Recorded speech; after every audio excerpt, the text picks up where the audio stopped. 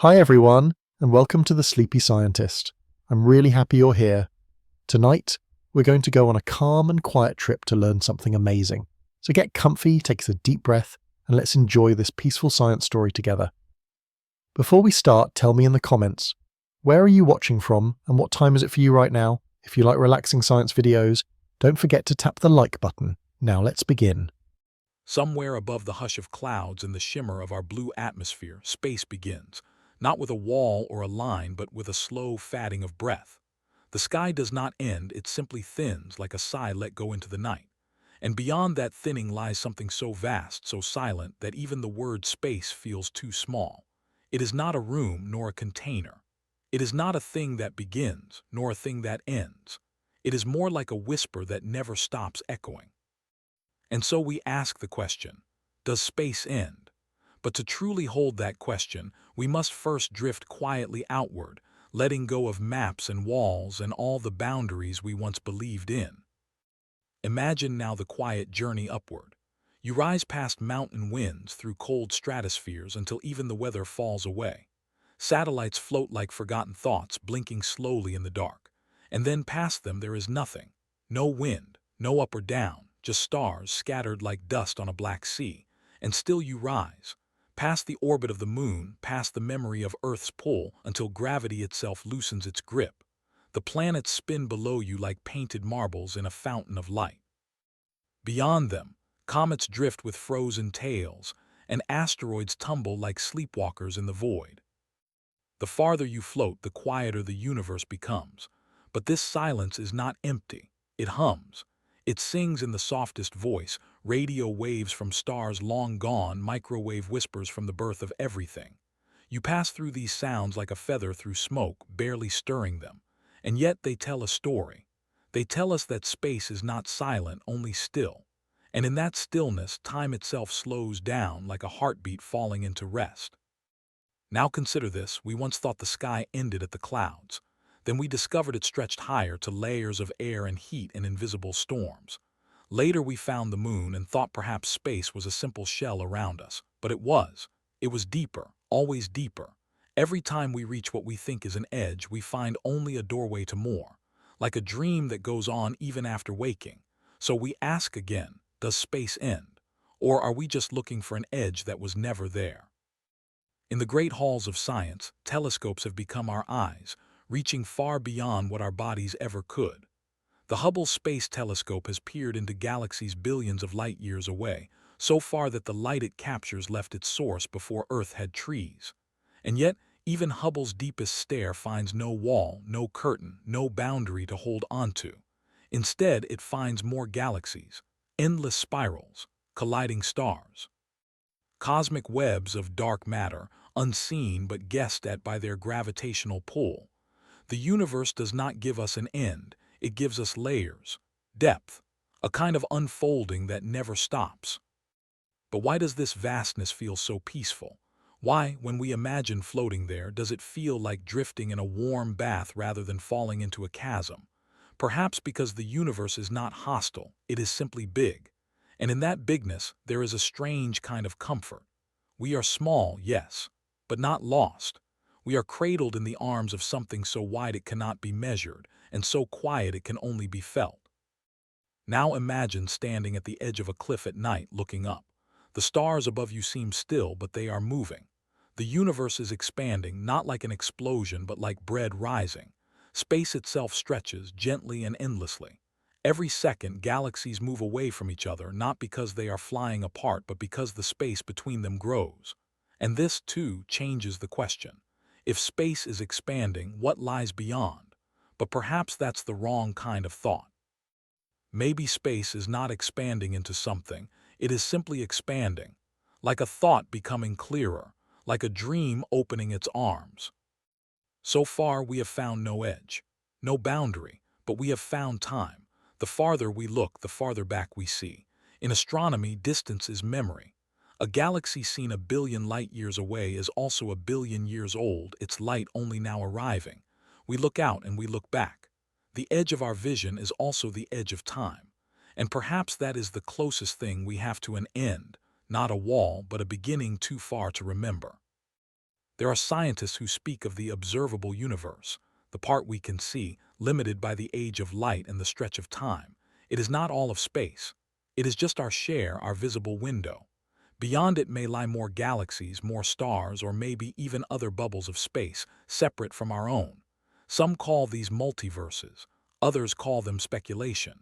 But even if we do not know what lies beyond, we feel that something does. Because space, like a horizon, always moves as we approach it. You can never stand at its edge. You can only keep walking. And so we return to Earth slowly, like a leaf drifting back to ground.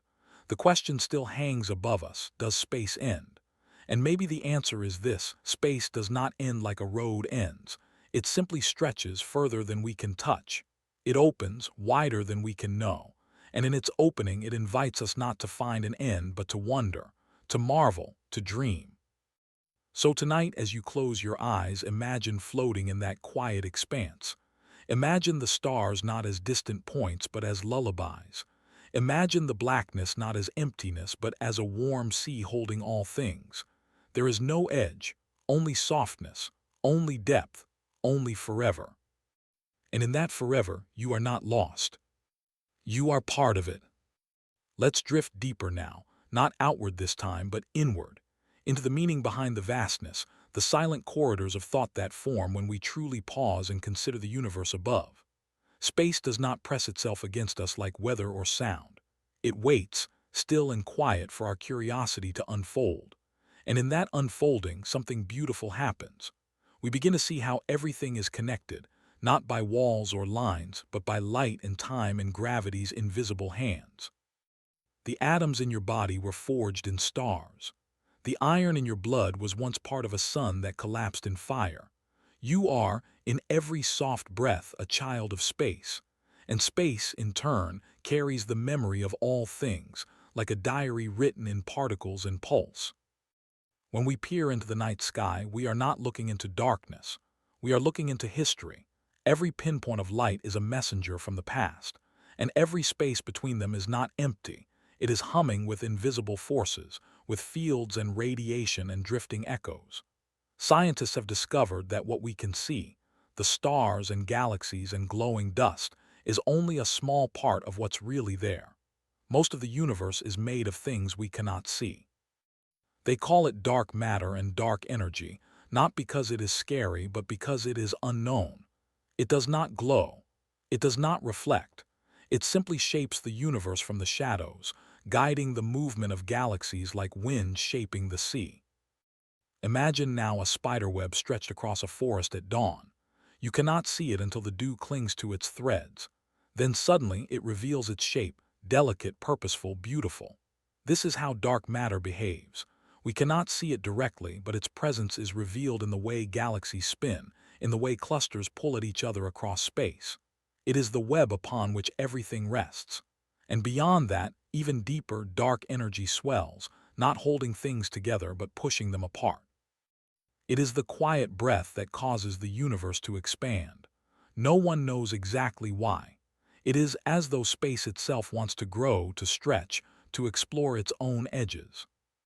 We are small, yes, but in that smallness we are precise. Human minds have charted galaxies billions of light years away.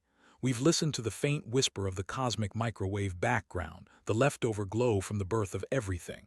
We've watched stars die and seen new ones form in cradles of dust and gas.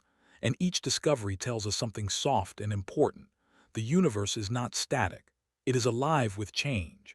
Planets form and fall. Moons are tugged by tides. Even galaxies collide and merge in slow, swirling dances that take billions of years. Nothing in space is still, even if it looks that way. Everything is in motion, guided by invisible forces, pulled by gravity's ancient music. Time, too, behaves differently in space.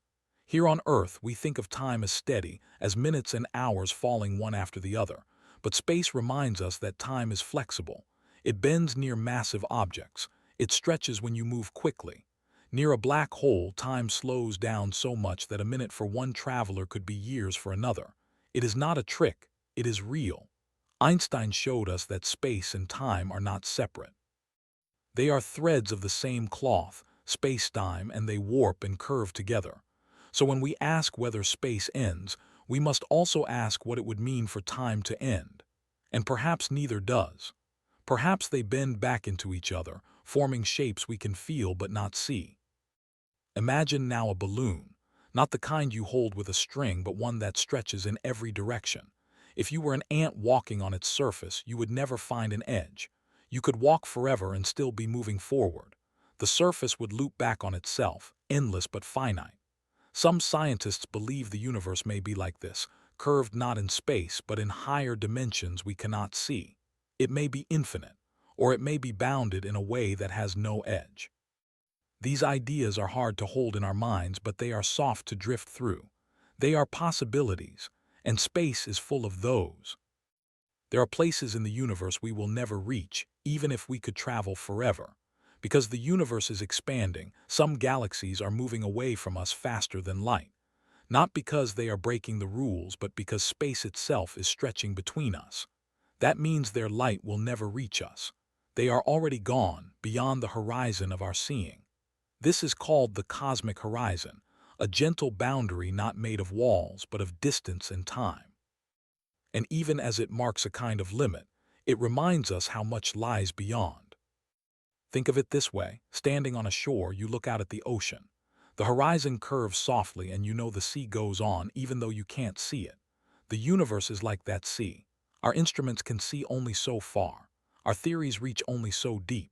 But the ocean of space continues, mysterious and wide, full of unseen shores and unimagined islands. And in this vastness we are both the observer and the observed, tiny, yes, but aware. We are the universe becoming conscious of itself. And what about the spaces between stars? The interstellar medium is not empty. It is filled with gas and dust, with magnetic fields and drifting atoms. These particles, though thin and far between, form the seeds of stars and planets. They gather over time, nudged by gravity, and give birth to new light. So even in the quietest corners of space, there is creation. Even where it seems nothing is happening, the future is being born. This tells us something gentle and profound. Silence is not the same as stillness, and darkness is not the same as absence. The human mind, too, is a kind of universe. It holds thoughts that bend and expand, ideas that twist like galaxies. When we ask if space ends, we are also asking if wonder ends. And the answer, again and again, seems to be no. Wonder does not end, it transforms, it deepens. It echoes like starlight across time. So tonight, let your thoughts float past the sky, past the planets, past the edge of what we know. Imagine yourself drifting not through nothingness but through possibility. Through a sea where every ripple is a story and every shadow holds the promise of light. You may never find the edge, but perhaps in searching you find something softer, a feeling of being home in the vastness. And that too is part of space, not the edge but the belonging. Let's return now to the question that began this quiet journey. Does space end? After drifting through time and galaxies, through the folding fabric of dark matter and the music of gravitational waves, we may find that the answer is not a point or a place but a feeling. Because space does not behave like a hallway closing with a door. It behaves more like a breath, flowing endlessly, expanding with every moment. And yet, even in this seeming infinity, there is meaning, shape, and story. The universe is not a blank slate. It is a living canvas, painted with the touch of stars, the rhythm of gravity, and the soft echo of beginnings too old to name. Imagine now the edge of what we can see, a faraway curtain of light called the cosmic microwave background. It is the faint afterglow of the Big Bang, the first whisper after the silence broke. That light is everywhere, coming from every direction, and it wraps around us like a memory. It is not the edge of space, but the edge of our knowing. Beyond it, we cannot yet see, not because there is nothing, but because the light from that place has not had time to reach us. The universe has a speed limit, and even light must obey. So the edges we feel are not walls. They are horizons. And like the sea's horizon, they move as we move, always staying just beyond the next discovery. Some scientists wonder whether space is infinite, if it goes on forever without curve or return. Others suggest that space might loop back on itself in ways we cannot yet imagine, like the surface of a sphere in more than 3 dimensions. And still others speak of cosmic inflation, of hidden regions and multiverses, of universes beside ours, each born from its own beginning. These ideas are not answers. They are questions stretched into the shape of theory. But they remind us of something gentle and profound. The universe is not finished. It is still becoming, still growing, still unfolding its story. In this story, we are not the center, but we are not outside it either.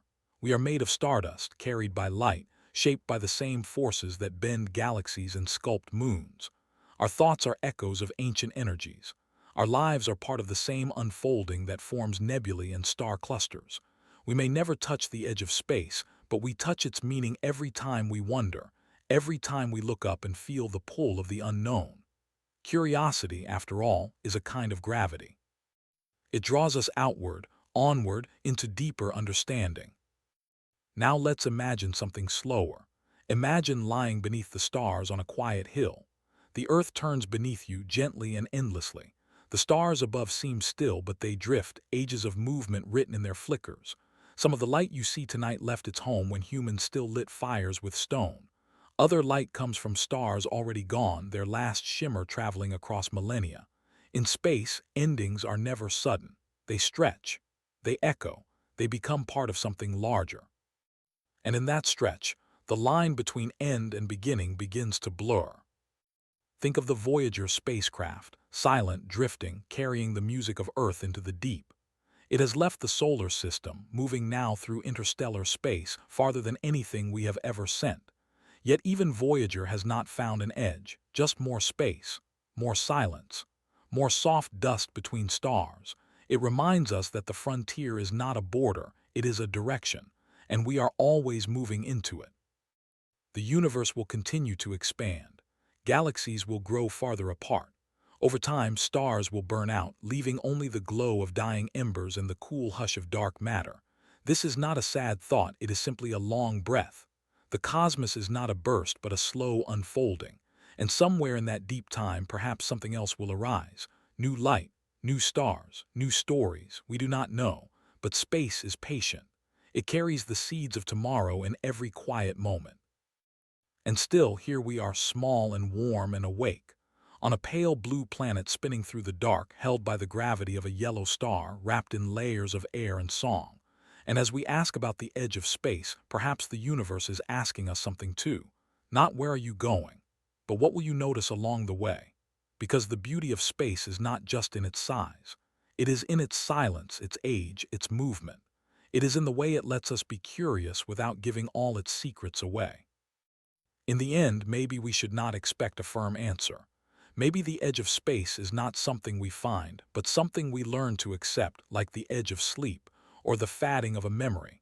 It is not a place, but a feeling, a boundary between what is known and what is possible. And the more we learn, the more we see how wide that possibility is.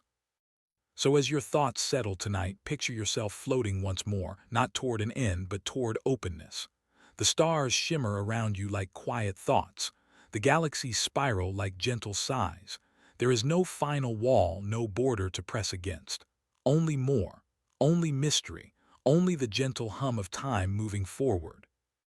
And in that hum, in that soft unfolding, you are exactly where you belong.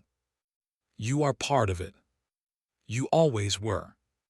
In the deepest corners of space, where stars flicker like breath held too long and light itself bends, there are places where the rules begin to blur. These are not regions of chaos, but of quiet strangeness, where darkness seems thicker, not because of absence, but because of gravity so strong it pulls even brightness inward. Here, in this mysterious softness, we find the bending of darkness, the warping of space, and the dance of light on the edge of the unknowable. And so we begin with a question not of what can be seen, but what is hidden, what happens where the darkness bends. Let's float gently toward a black hole, not to be pulled in but to witness. A black hole is not a hole at all, but a point of collapse where a dying star has folded into itself, its mass so tightly packed that it becomes invisible. But though we cannot see it directly, we can feel it. We see the way it warps the light around it, the way stars circle it like petals caught in a whirlpool. It is not darkness in the way of a closed eye. It is darkness like a deep well, where all things fall inward. Even time slows as you approach. Gravity stretches not just space, but the ticking of moments like honey sliding down a glass. Imagine this bending not as violent but as soft. Picture a blanket pulled down at the center with marbles spiraling inward, not falling but orbiting, held in a quiet embrace. Black holes are not monsters. They are memories, remnants of stars that once burned bright. They do not reach out to grab but simply wait. And yet around them things happen. Disks of hot gas whirl at unimaginable speeds. X-rays scream out from the edge. And all the while the heart remains silent. Perfectly dark, perfectly still. The boundary of a black hole is called the event horizon. It is not a surface, not something you can touch.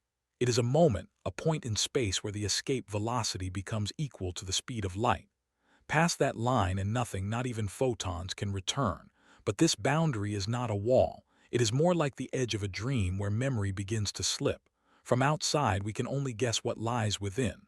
The laws of physics, as we know them, begin to blur. Time folds, space curves. And yet black holes are not rare. They exist at the center of galaxies. They dance in pairs. They even merge in silent, slow collisions that ripple through space as gravitational waves, waves we can now hear with delicate instruments tuned to the breath of the universe. What does it mean that darkness can bend? It means that space is not rigid. It flows like a stream around a stone. Light, which always travels straight, curves when it passes near massive things, not because it slows, but because the path itself is bent. This is how we know black holes exist. We see stars behind them bending. We see rings of light, Einstein rings, formed by the perfect alignment of source, lens, and viewer. It is like space itself becomes a magnifying glass, showing us that even darkness can be shaped. And yet even here, mystery grows. Inside a black hole at its center lies what we call a singularity, a place where all our equations break, where gravity becomes infinite and space-time collapses to a point. But is it really a point, or just the edge of our understanding? Some physicists believe that what lies inside could be a tunnel to somewhere else, a wormhole, a bridge, a folding of space that connects distant places. Others say it ends there, at a wall we cannot pass. But all agree, we do not yet know. Still, we try. We build telescopes like the Event Horizon Telescope, a global network that recently captured the first shadow of a black hole in a distant galaxy. It showed us the outline, the dark heart surrounded by a ring of glowing gas. It was not sharp but soft, like a candle seen through mist. And in that blur we felt awe, not fear, because black holes are not devourers. They are listeners. They keep secrets older than light. They are the silence after a star's last breath. Think now of light as a traveler, a pilgrim crossing the cosmos. Near massive objects, this traveler slows not in speed but in rhythm. It stretches, reddens, softens, it bends. And in this bending we learn not just about gravity but about the softness of space. It is not brittle, it gives, it flexes. It carries the memory of all it touches. And so, in a way, darkness bends not because it breaks but because it yields. There are black holes of many sizes.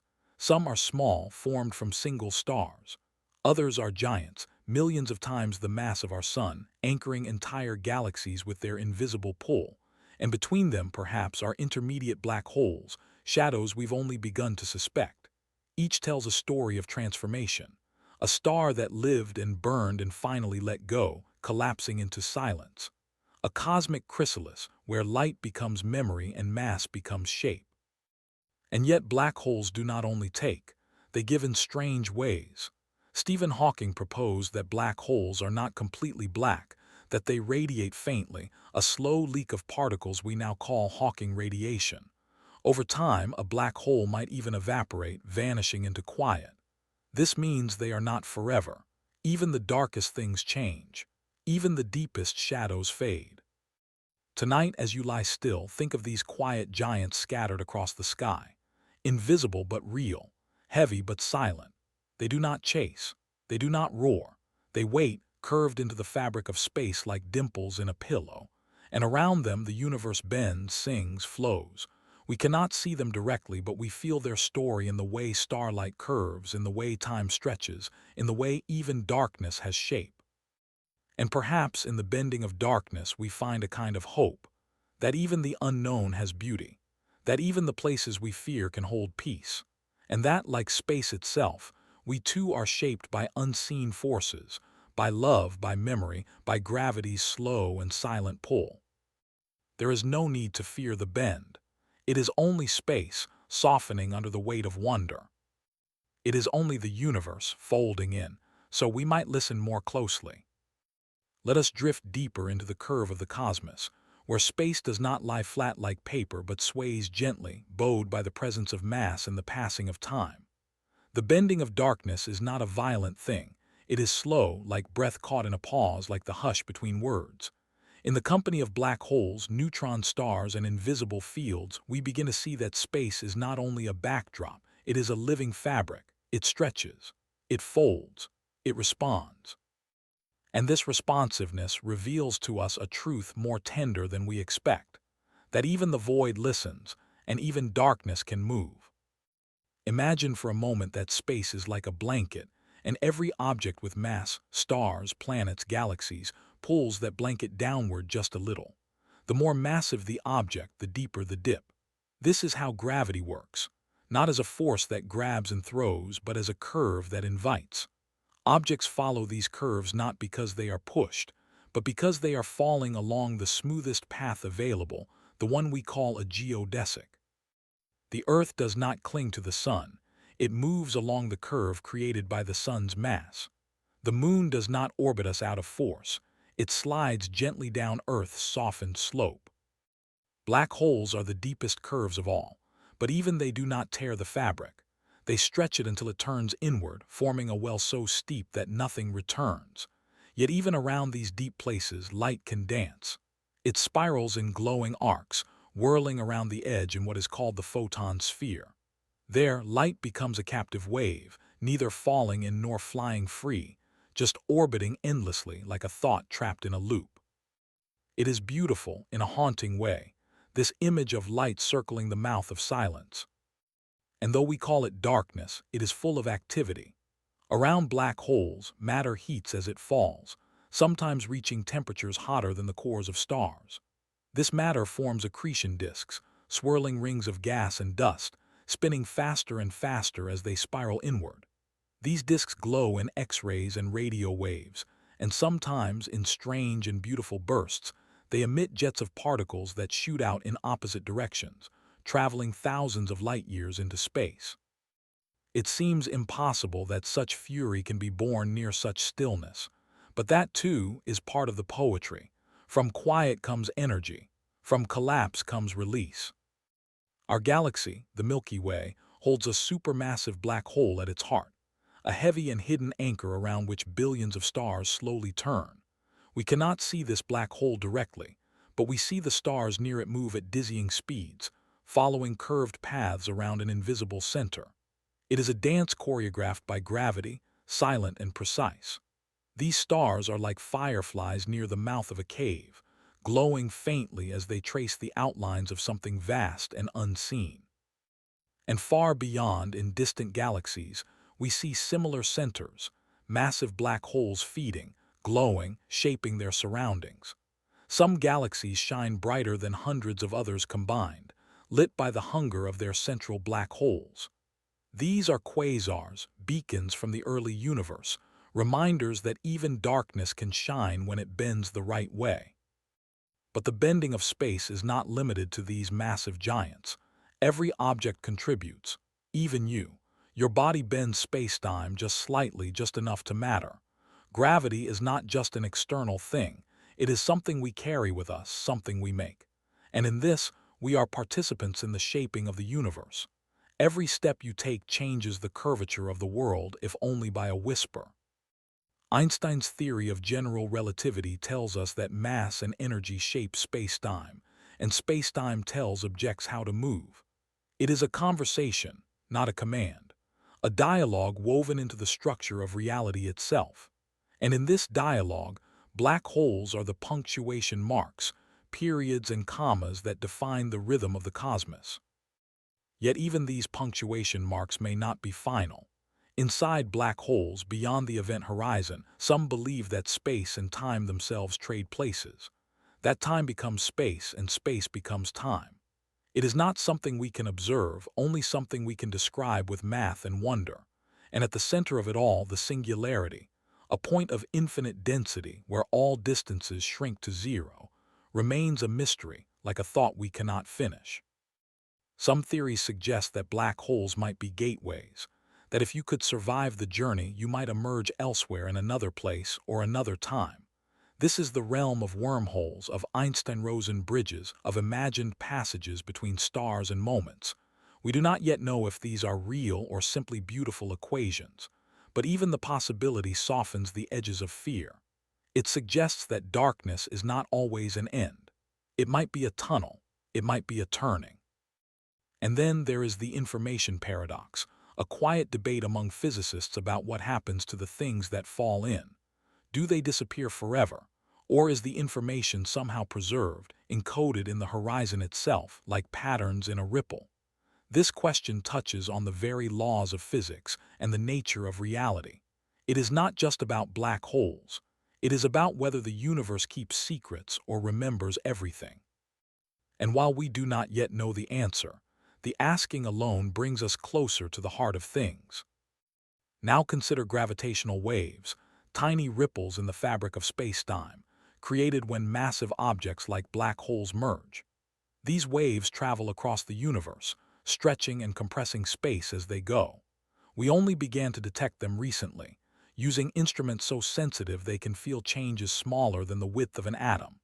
And yet, these waves tell us stories from billions of years ago, stories of collisions, of dances, of spirals ending in silence. They are like lullabies carried on the wind, too faint to hear without listening very, very carefully. So we listen, and in our listening we find that the universe is not dead or cold. It is alive with subtle motion, with bends and echoes and soft forces we are only beginning to understand. The bending of darkness is not a rupture, it is a signal, a message that space is not rigid, that even the void responds, that silence too can be shaped. Tonight, let your thoughts curve gently like starlight near a distant sun. Let them wander the loops and folds of space, not looking for an end but for the shapes within the silence. The universe is not a straight road. It is a spiral, a wave, a bowl held gently in invisible hands. It does not demand to be solved, only noticed. And in that noticing, in the quiet recognition of bending, we find ourselves part of the fabric, not separate, not observers, but curved by gravity, carried by light, held by darkness that listens. Now let us drift to where this journey naturally softens, to a place not of conclusion but of quiet reflection.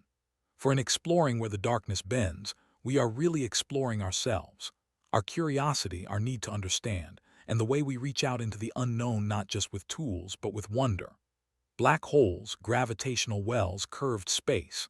They are not only physical realities but mirrors of thought, folds in our imagination, shadows that guide light rather than extinguish it.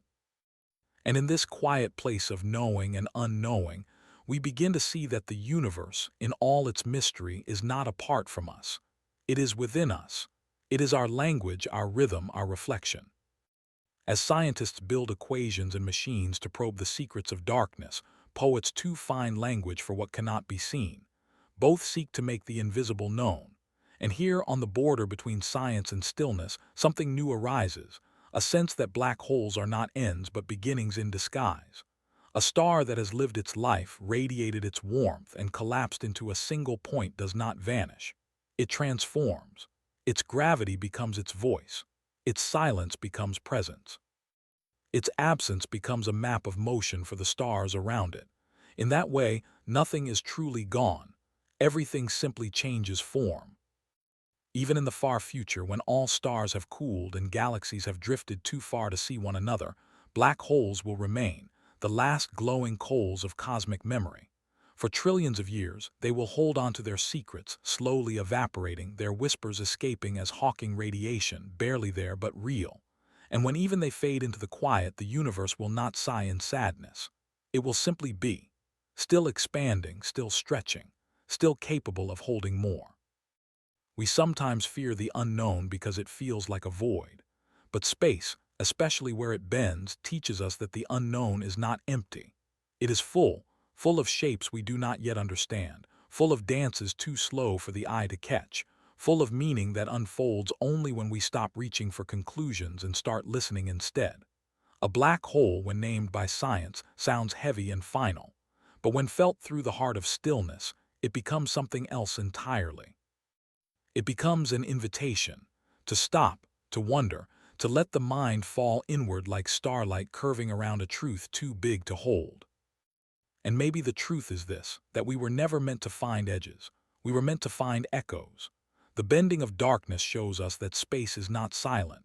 It speaks in warps and rings, in spirals and jets, in the slowing of clocks and the flickering of stars. It speaks in ways we're still learning to hear. Each orbit around a black hole is not just a path, it's a sentence in a language written by gravity. Each light curve is a word, each merger a story. There's something beautiful about the fact that the deepest darkness we know still shapes light, that the most invisible things still move the visible. That gravity, the gentlest of all fundamental forces, can shape the path of galaxies and the arc of your own body as it rests. There is elegance in that subtlety, in the way the universe leans without breaking, in the way even the heavy things move softly. Think again of Voyager, still drifting, still whispering. It carries a golden record, a message from Earth, full of music and greetings, the sounds of our oceans and the laughter of our children. And even if no one ever hears it, that message matters. It is a reminder that we looked into the dark and chose not to be silent. We answered the void with song. We sent out light. And that gesture, small as it is, reflects something essential, that we are participants in the bending. That the curvature of space is also the curvature of hope. Now, as your thoughts begin to settle, picture again that blanket of space. Somewhere a black hole waits, not watching, not taking, but simply being. It bends the space around it not with violence but with weight. It holds the memory of a star. And around it dusk glows, light curves, time slows. It is not an end. It is an edge of transformation. A place where what we know dissolves into what might be. And in its bending, we are reminded that the universe does not close itself off. It folds itself inward, like a letter never fully read. There is no final frontier, only deeper spirals. No last horizon, only further bends. We may never cross the event horizon, may never know what lies beyond. But in circling it, in observing, in wondering, we become part of its shape. The universe holds us in its motion.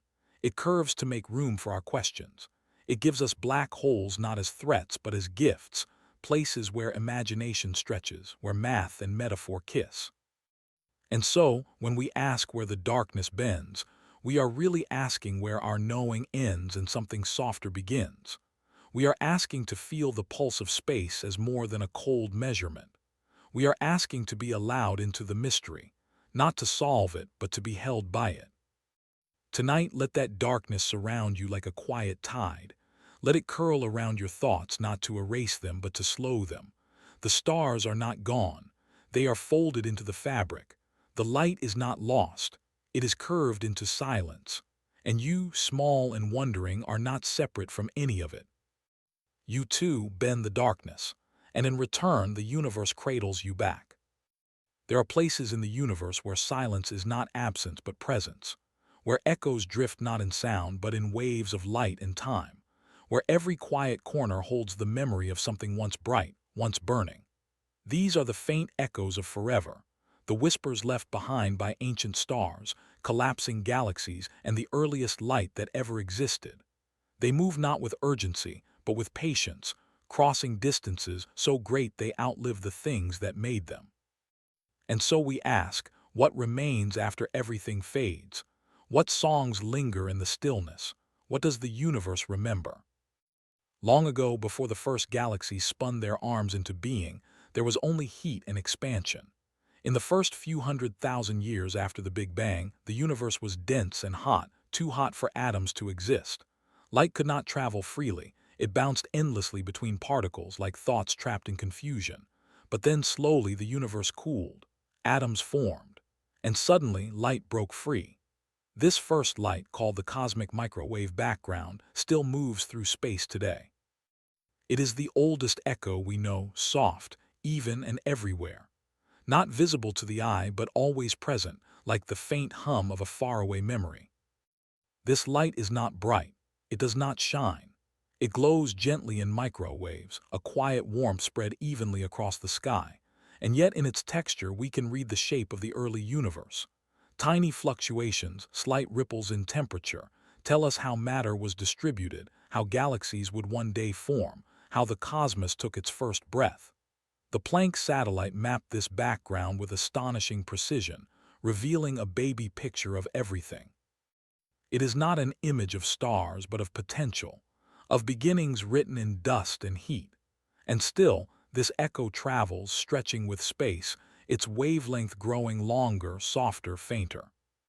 But the universe does not echo in light alone. It echoes in structure and shape, in the way galaxies cluster and pull at one another. The filaments of the cosmic web, vast threads of matter spanning hundreds of millions of light years, are the fossilized trails of motion, sculpted by gravity over time. Galaxies collect along these filaments like dew on a spider's thread, and between them lie great voids, dark and quiet, where little exists. These empty spaces are not mistakes. They are part of the harmony, the rhythm, the breath of expansion and pull. Stars, too, leave echoes. When massive stars explode in supernovae, they release not only light but shockwaves, ripples that travel through the interstellar medium, shaping clouds of gas, triggering new stars, stirring the ashes of what once was. The remnants of these explosions shine in X-rays and radio waves, expanding bubbles that tell us where a star once burned. The Crab Nebula, for example, is one such echo, the remains of a supernova recorded by Chinese astronomers nearly 1,000 years ago. Its filaments still expand today, delicate and fierce, like the memory of a voice still carried on wind. Even neutron stars, those dense cores left behind, send signals. Some become pulsars, spinning rapidly and emitting beams of radiation like cosmic lighthouses. With each rotation they flash, regular as a heartbeat. And in that steady pulse we find precision, beauty, and timekeeping more accurate than our finest clocks. These pulses cross the galaxy, undisturbed, telling us not just where a star once was, but how it still moves, how it still whispers in the dark. And beyond the stars, in the great stretches between galaxies, there are deeper echoes. Gravitational waves, ripples in spacetime itself, move outward from collisions of massive objects. Black holes spiraling into one another create waves so delicate they stretch and compress space by less than the width of an atom. And yet, we can now detect them. With instruments like LIGO and Virgo, we listen to the faintest murmurs of forever. These waves are not sound in the way we know it, but they carry rhythm, motion, memory. A kind of universal song, low and slow, that sings of events long finished, yet still unfolding. All of this tells us something gentle and profound, that nothing in the universe truly disappears. It transforms, it travels, it leaves behind a trace, and those traces, however faint, are still part of the story. Even photons, particles of light, travel across billions of years, their paths bent by gravity, their energy stretched by time. Some reach our eyes, others arrive at telescopes in orbit. They carry news from the edge of everything, bearing witness to events we will never see again, but can still know through their echoes. Now consider Earth, wrapped in its own layers of memory. Radio waves from early broadcasts still travel outward, expanding spheres of human sound now moving beyond our solar system. Our songs, our speeches, our silence, all drifting into space, part of the faint chorus of civilization. They may never be heard, but they remain. And in this way, we are part of the cosmic echo, contributors to the long and ongoing story of resonance. Even life leaves an echo, not in waves, but in the chemistry of planets, the composition of atmospheres, the tiny changes in starlight as it filters through gas. Astronomers search for biosignatures, indirect whispers of life beyond Earth. Oxygen, methane, patterns of absorption. These are not direct signs but echoes, and perhaps far away other beings do the same, listening to starlight, looking for us in the spectrum, waiting for our echo to reach them. What is memory if not a kind of echo? And what is the universe if not a keeper of memory far older than thought? Even the atoms in your body are echoes: hydrogen from the Big Bang, carbon from stars, calcium from dying giants. You are not only part of the present, you are a collection of ancient songs moving forward. The dust in your bones has traveled across time, across fire and silence, and it still carries the shape of what it once was. So tonight, as you close your eyes, imagine those echoes flowing gently through you. Feel the cosmic background humming low in the sky. Picture the light of lost stars brushing your skin like wind. Know that the silence above you is not empty. It is full of sound too slow to hear, light too soft to see, memory too vast to hold. And in that fullness you are not small. You are not lost. You are an echo too. A faint, beautiful sound carrying forward part of forever. Let us now move deeper into the quiet places, where echoes turn from sound to structure, and the universe reveals its past not in shouts but in texture. When we listen to the faint echoes of forever, we are not only hearing but seeing patterns in the sky, shapes in the distribution of galaxies, rhythms in radiation left behind by ancient light. This is a universe that remembers everything. It does not forget even the faintest shimmer, the softest ripple. It holds them gently, letting them drift forward through time until they reach us, like feathers caught in a slow wind. The large-scale structure of the cosmos, the sprawling filaments, the dense galaxy clusters, the yawning voids, is itself a kind of fossil. It is the shape left behind by the universe's own vibrations, set in motion during its earliest moments. These vibrations, called baryon acoustic oscillations, were waves in the hot plasma that filled the cosmos before light could travel freely. When the universe cooled and light was released, the imprint of these waves froze into place, forming subtle patterns in the way galaxies would later arrange themselves. These patterns still ripple across billions of light years, silent and slow, like the faint rings left behind after a stone drops into a pond. We see these echoes everywhere if we learn how to look: in the number of galaxies at different distances, in the slight variations in temperature in the cosmic microwave background, in the regularity of pulsars and the slow dance of binary stars. These are not accidents. They are signs that the universe is connected, that each part speaks to every other part, even across time and space. The light that enters your eyes tonight may come from a star born before Earth existed. That light, unbroken, has traveled without rest. It is not just illumination, it is history. And history is full of rhythm.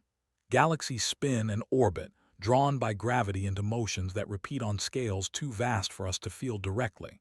But we can trace them, like brushstrokes in a painting too large to see all at once. We know that some galaxies move toward us, others away, and that overall the universe is expanding. The further away a galaxy is, the faster it appears to recede. This is not because the galaxies themselves are speeding through space, but because space itself is stretching. And with that stretching, the light from distant objects is redshifted. Its wavelengths lengthen, its energy softens, and it arrives as an echo of what once was. This redshift is not just a measurement. It is a feeling, a sense that even light is tired from the journey, and yet it reaches us. That is the miracle, that something so small, a photon, can carry across so much space, through gravity wells, past drifting dust, across the darkness, and still arrive whole, ready to be seen. Every photon is a message, every beam of light a traveler, and each one that touches your skin or your telescope has been on a voyage longer than all of human history. There are echoes, too, in the chemical composition of the universe. The abundance of hydrogen and helium, the scarcity of lithium, the patterns of heavier elements, all of these reflect the processes that occurred in the first few minutes after the Big Bang. The cosmos was once a furnace, brief but intense, where protons and neutrons collided, fused, and formed the lightest elements. That fire has long since cooled, but its ash remains. Every atom you breathe, every molecule you touch, bears the signature of that first burn.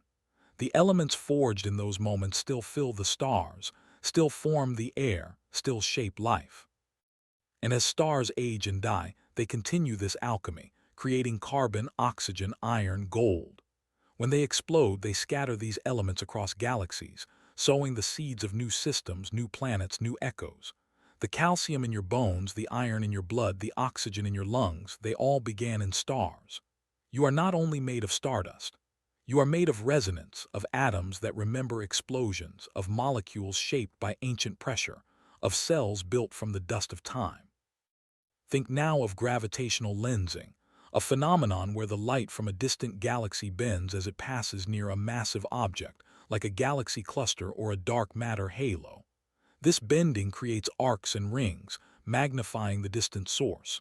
It is not just a trick of perspective, it is a delay, an echo of the original path. Some light takes longer routes. Some is bent back, arriving to us from the past along curves we did not expect. These lenses allow us to see galaxies otherwise too faint, too far. They are cosmic mirrors, showing us not only what is there, but how space itself flows.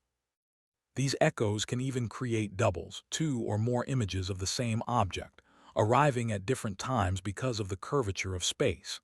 In some cases, we have watched the same supernova explode more than once, as its light takes multiple paths through space. This repetition is not illusion.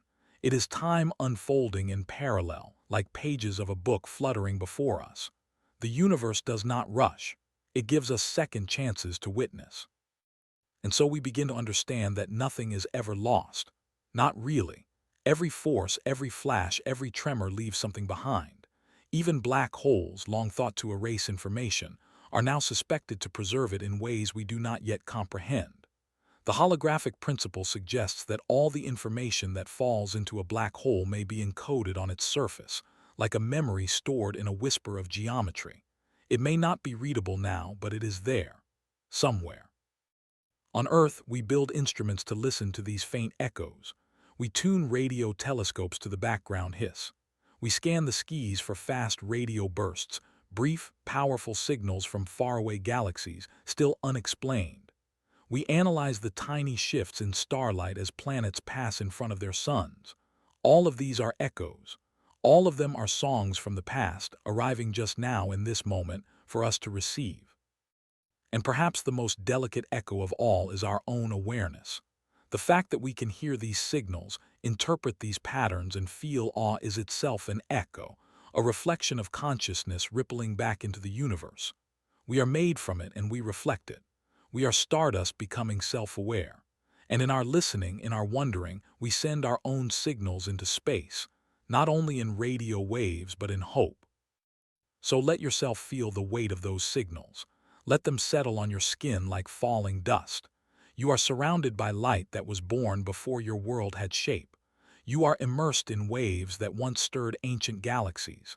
And through you, the universe continues to echo, not as a voice, but as a presence. A reminder that everything moves forward but nothing is truly left behind. You are not only in the universe. You are part of its memory. Now let us gently bring this story to a close, not with an answer but with a feeling, a soft understanding that the universe is not just a place of matter and motion, but of memory and resonance. In all the quiet corners of space, in every pulse of light, in every fold of time, the faint echoes of forever continue to move. They are not growing quieter, they are becoming deeper, more layered, more beautiful. The universe in its expansion does not forget. It listens. It remembers. It reflects. Consider again the cosmic microwave background, the afterglow of the universe's birth. It is not loud. It does not shine like a star. And yet it surrounds us, touches us, passes through us without pause. For billions of years it has traveled, untouched, unbroken, carrying the fingerprint of the first moment when light was free. That light is still here. It is part of the air around you, part of the space between things. It is the quiet hum beneath all sound. And in that hum, we hear the story of everything. In the arms of galaxies, stars form and die, releasing new elements and shaping new echoes.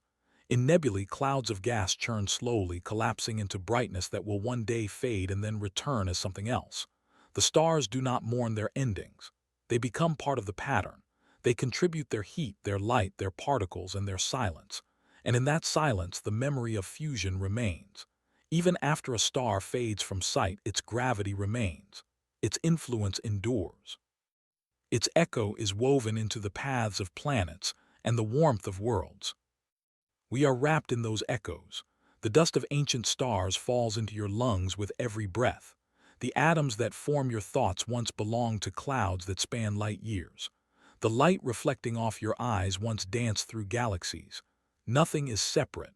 Everything participates in this quiet song of continuation. And through all of it, the universe sings, not with words or notes, but with pattern and pulse and time. And yet the universe does not cling to its echoes. It lets them move. It releases every photon, every wave, every whisper without grasping. It trusts that the journey matters more than the return. And maybe that is what eternity really means, not endlessness, but openness. The willingness to send something out, knowing it may never come back, but believing it will still matter. The faint echoes of forever are not waiting to be found. They are already here, gently brushing past us with every moment. Somewhere a pulsar spins in darkness, its beam sweeping across the galaxy like the second hand of a cosmic clock. Somewhere, a pair of black holes spiral toward each other, their motion rippling the fabric of space. Somewhere, a supernova's light is just now reaching the edge of a distant galaxy, seen for the first time by eyes that did not exist when it began. These are not stories of the past. They are part of now. They are part of what holds the present together. And here on Earth, we continue to listen. We build telescopes that see in radio waves, in infrared, in gamma rays. We send satellites to orbit above our atmosphere, free from interference, tuning into the sky like ancient priests to the stars. We chart the positions of galaxies. We map the temperature of space. We search for the echoes of inflation, for signs of gravitational waves left over from the beginning of time.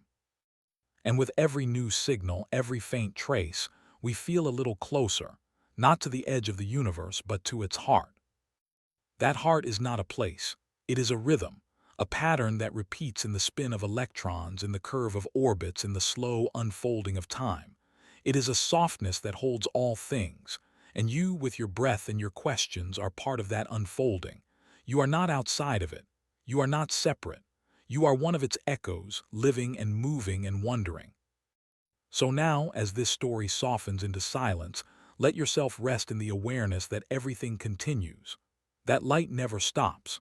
That time, though stretched and bent and curved, still carries the memory of all it has touched. Even the quietest signals leave traces. Even the smallest actions ripple outward.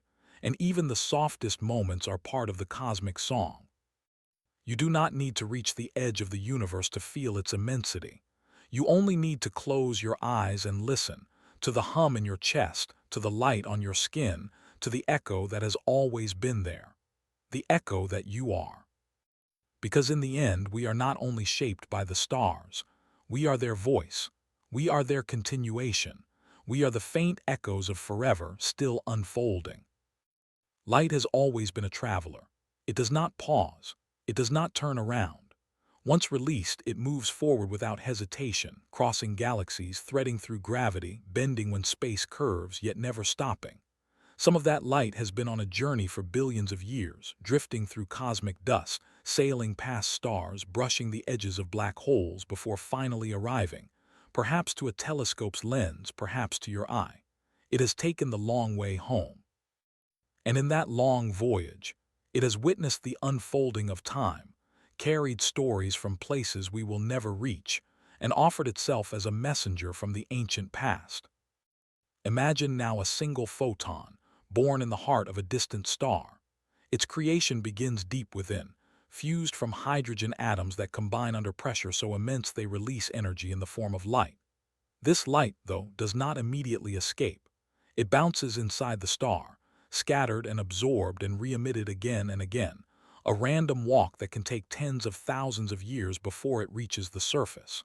Only then is it set free, cast outward into the void of space. and once released, it travels straight, unless space itself tells it otherwise. And space, as we know, is not flat. It curves, it stretches, it bends in the presence of mass. Light, which follows the geometry of space, does not resist this curvature, it flows with it. Around stars and galaxies, light arcs gently, tracing invisible paths drawn by gravity. This bending is not violent, it is soft, like wind curving around a hill. It allows us to see things behind other things, to witness galaxies whose light has been warped and magnified by massive clusters in the foreground.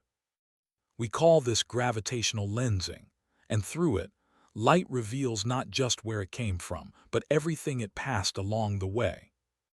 Sometimes light is delayed, not by any resistance, but because the space it travels through has been stretched by gravity. Two photons might be emitted at the same moment but take different paths, one moving directly, the other looping around a massive object. They both reach us, but at different times. The light that took the longer path arrives later, like an echo. This means we sometimes witness events not once but twice, or more. Supernovae flashing in repetition, their images split and staggered by gravity's influence. It's as if the universe plays back its memories from multiple angles, giving us new ways to understand the same event. But light does more than tell us what happened. It tells us when. Because it travels at a constant speed, the distance it crosses is also a measure of time. The farther away a galaxy, the older the light we see from it. We are not just looking across space, we are looking into history. Every deep space telescope is a time machine. When we observe a galaxy 10 billion light-years away, we are seeing it as it was 10 billion years ago. Perhaps it has changed. Perhaps it no longer exists. But the light, faithful and silent, carries its former image to us, unaltered, undisturbed. Even starlight close to home has a history. The light of the sun takes about 8 minutes to reach Earth. That means the warmth you feel on your face is not from this moment, but from a moment already past. And as you gaze at the moon, remember that its pale light is a reflection of sunlight that left the sun, struck the lunar surface and bounced back, all before reaching you. Every light you see is a sequence of events, a path taken, a delay endured. Light is never immediate. It is always slightly behind, always arriving from what was. And yet in that delay there is beauty, because it means we are always connected, not just to what is around us, but to what has come before. The sky above you is not just a map of stars.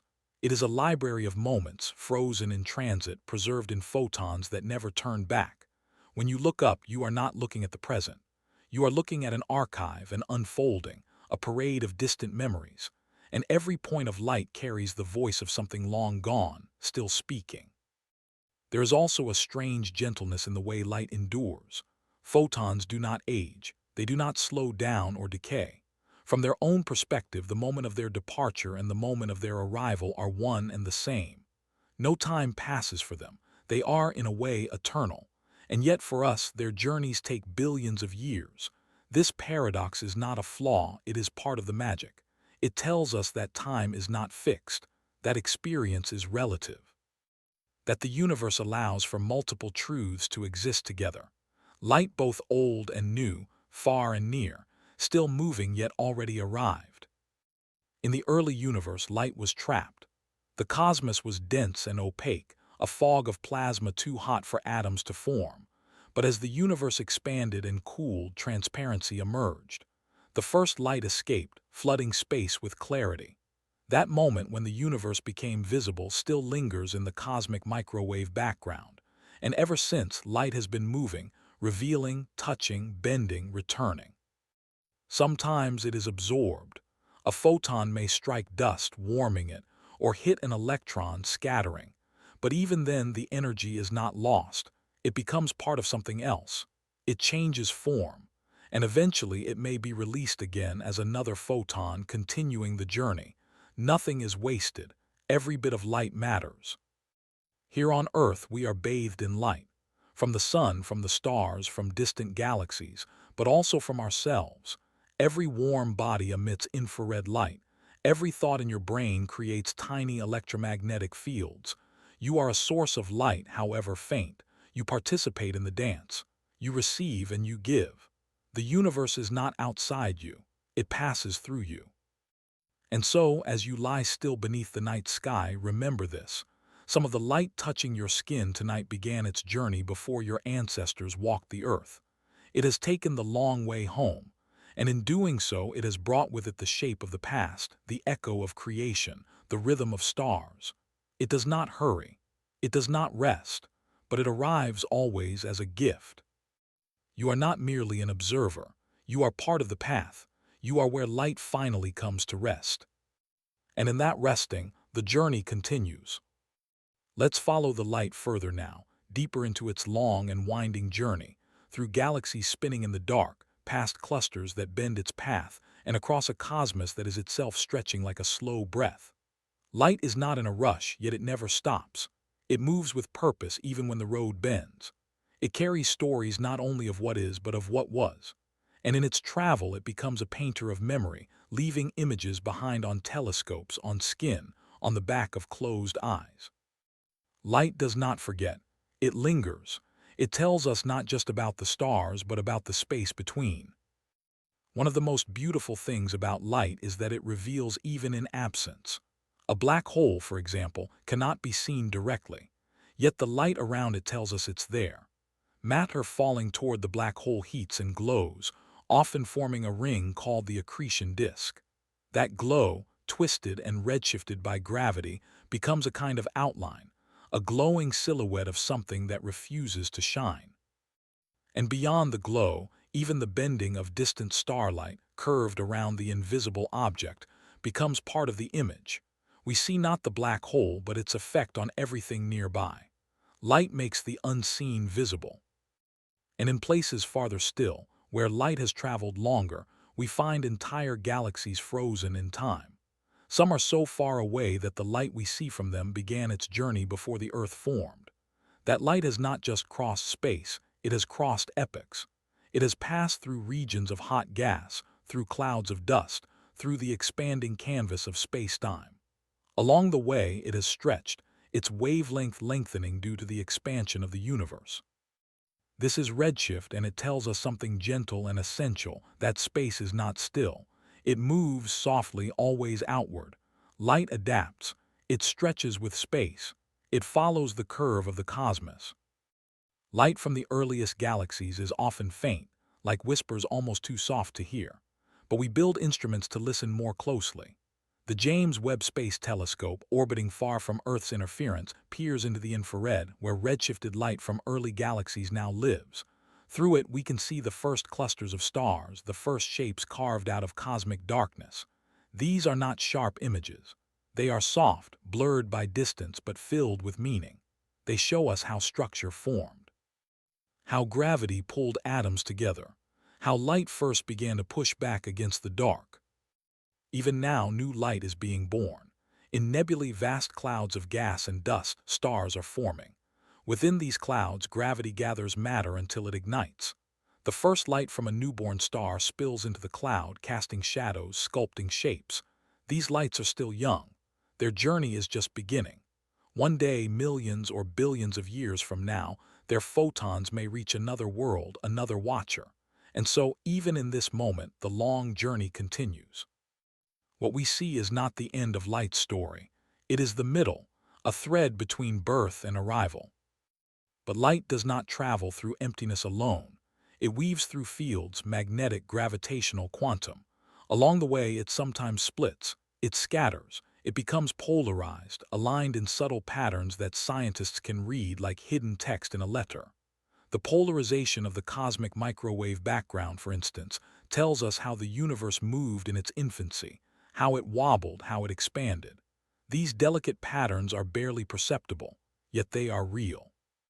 And they whisper truths about a time we cannot otherwise see. There is also light we cannot see. The electromagnetic spectrum stretches far beyond visible light, into radio, microwave, infrared, ultraviolet, X-ray, gamma ray. Each of these forms of light carries a different kind of information. Radio waves reveal the structure of cold hydrogen clouds, the skeleton of galaxies. X-rays show us violent events, colliding stars, exploding suns. Infrared unveils heat, even from things that seem dark. And gamma rays trace the most energetic processes in the cosmos, fleeting yet powerful, like the shiver of a universe breathing hard. And still, no matter the form, all light moves at the same speed in vacuum, a universal constant. It is the rhythm to which the universe dances. Everything is measured against it. Distance, time, motion, they are defined by how fast light travels. And yet, despite this constancy, our experience of light varies. It slows slightly in air, even more in water or glass. It bends when it enters new mediums. It refracts, reflecting rainbows from raindrops, casting colors from prisms. It becomes art, it becomes atmosphere. Even life is shaped by light. Plants bend toward it, capturing photons to build sugars, to live, to grow. Animals sense it, interpret it, react to its presence and absence.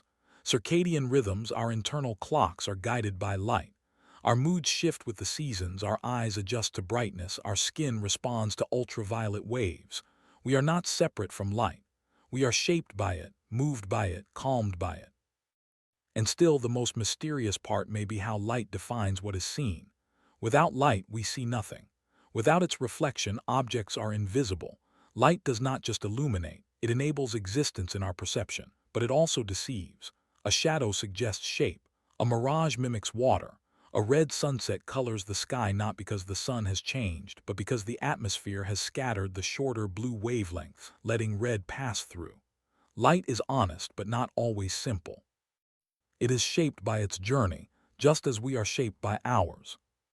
When you see a star twinkle, you are witnessing its light distorted by the air above you. That twinkle is not from the star, it is from Earth. But the light still has made it all the way. It is the last step of a long path, the very last moment in a voyage that began so long ago. And in that moment, as it enters your eye, it finishes its journey. It becomes part of your awareness. It merges with your mind. So let yourself be still tonight beneath whatever sky is above you. Let your thoughts stretch outward like beams of light leaving a distant sun. Feel how long the road is. Feel how far the light has come. You are not in darkness. You are surrounded by arrivals, photons finishing their journey, choosing your presence as their final home. You are where light lands. And that, too, is a kind of illumination. Let us follow the light one last time, not just across distance, but through meaning. The light that took the long way home did more than travel. It witnessed. It touched everything. And in touching, it changed both itself and the space it crossed. Light is not only the measure of the cosmos, it is the memory of it. And now, as we gather at the edge of this story, we see that its journey was never aimless. It always had somewhere to go. Not to illuminate everything it passed, but to reach a place where it could be received, where it could complete its purpose simply by arriving. Every photon that reaches us is a survivor of silence. It has crossed through epochs of change, through space that has expanded beneath it, through fields and forces, some strong, some gentle. It may have been born in the heart of a collapsing star, or at the edge of a superheated accretion disk, or within the earliest flickers of a forming universe. It may have traveled for billions of years, never stopping, never slowing, only stretching with time. And now it reaches us. It touches our skin, our instruments, our vision. And we, in that moment, receive not just light, but time. To witness light is to witness the past, but it is also to be reminded that we are part of something continuous. The light you see now may have begun before language, before memory, before thought. And yet here you are, shaped by that light, warmed by it, surrounded by its quiet unfolding. You are not a passive observer. You are the final note in a very long song. You are the silence that makes the music complete. Even in the most ancient parts of the cosmos, light still moves. It dances across the edges of galaxy clusters. It escapes dying stars. It radiates from the coldest dust, from the faintest glow. Even when we can't see it, it is there, infrared, microwave, radio, sliding softly through the fabric of space. There are photons older than our planet still en route to us. Some will arrive long after we are gone, but their paths are true. Their motion is certain. The light never forgets where it's going. It is easy to think of space as emptiness, but it is full of paths, of motion, of connections made only by light.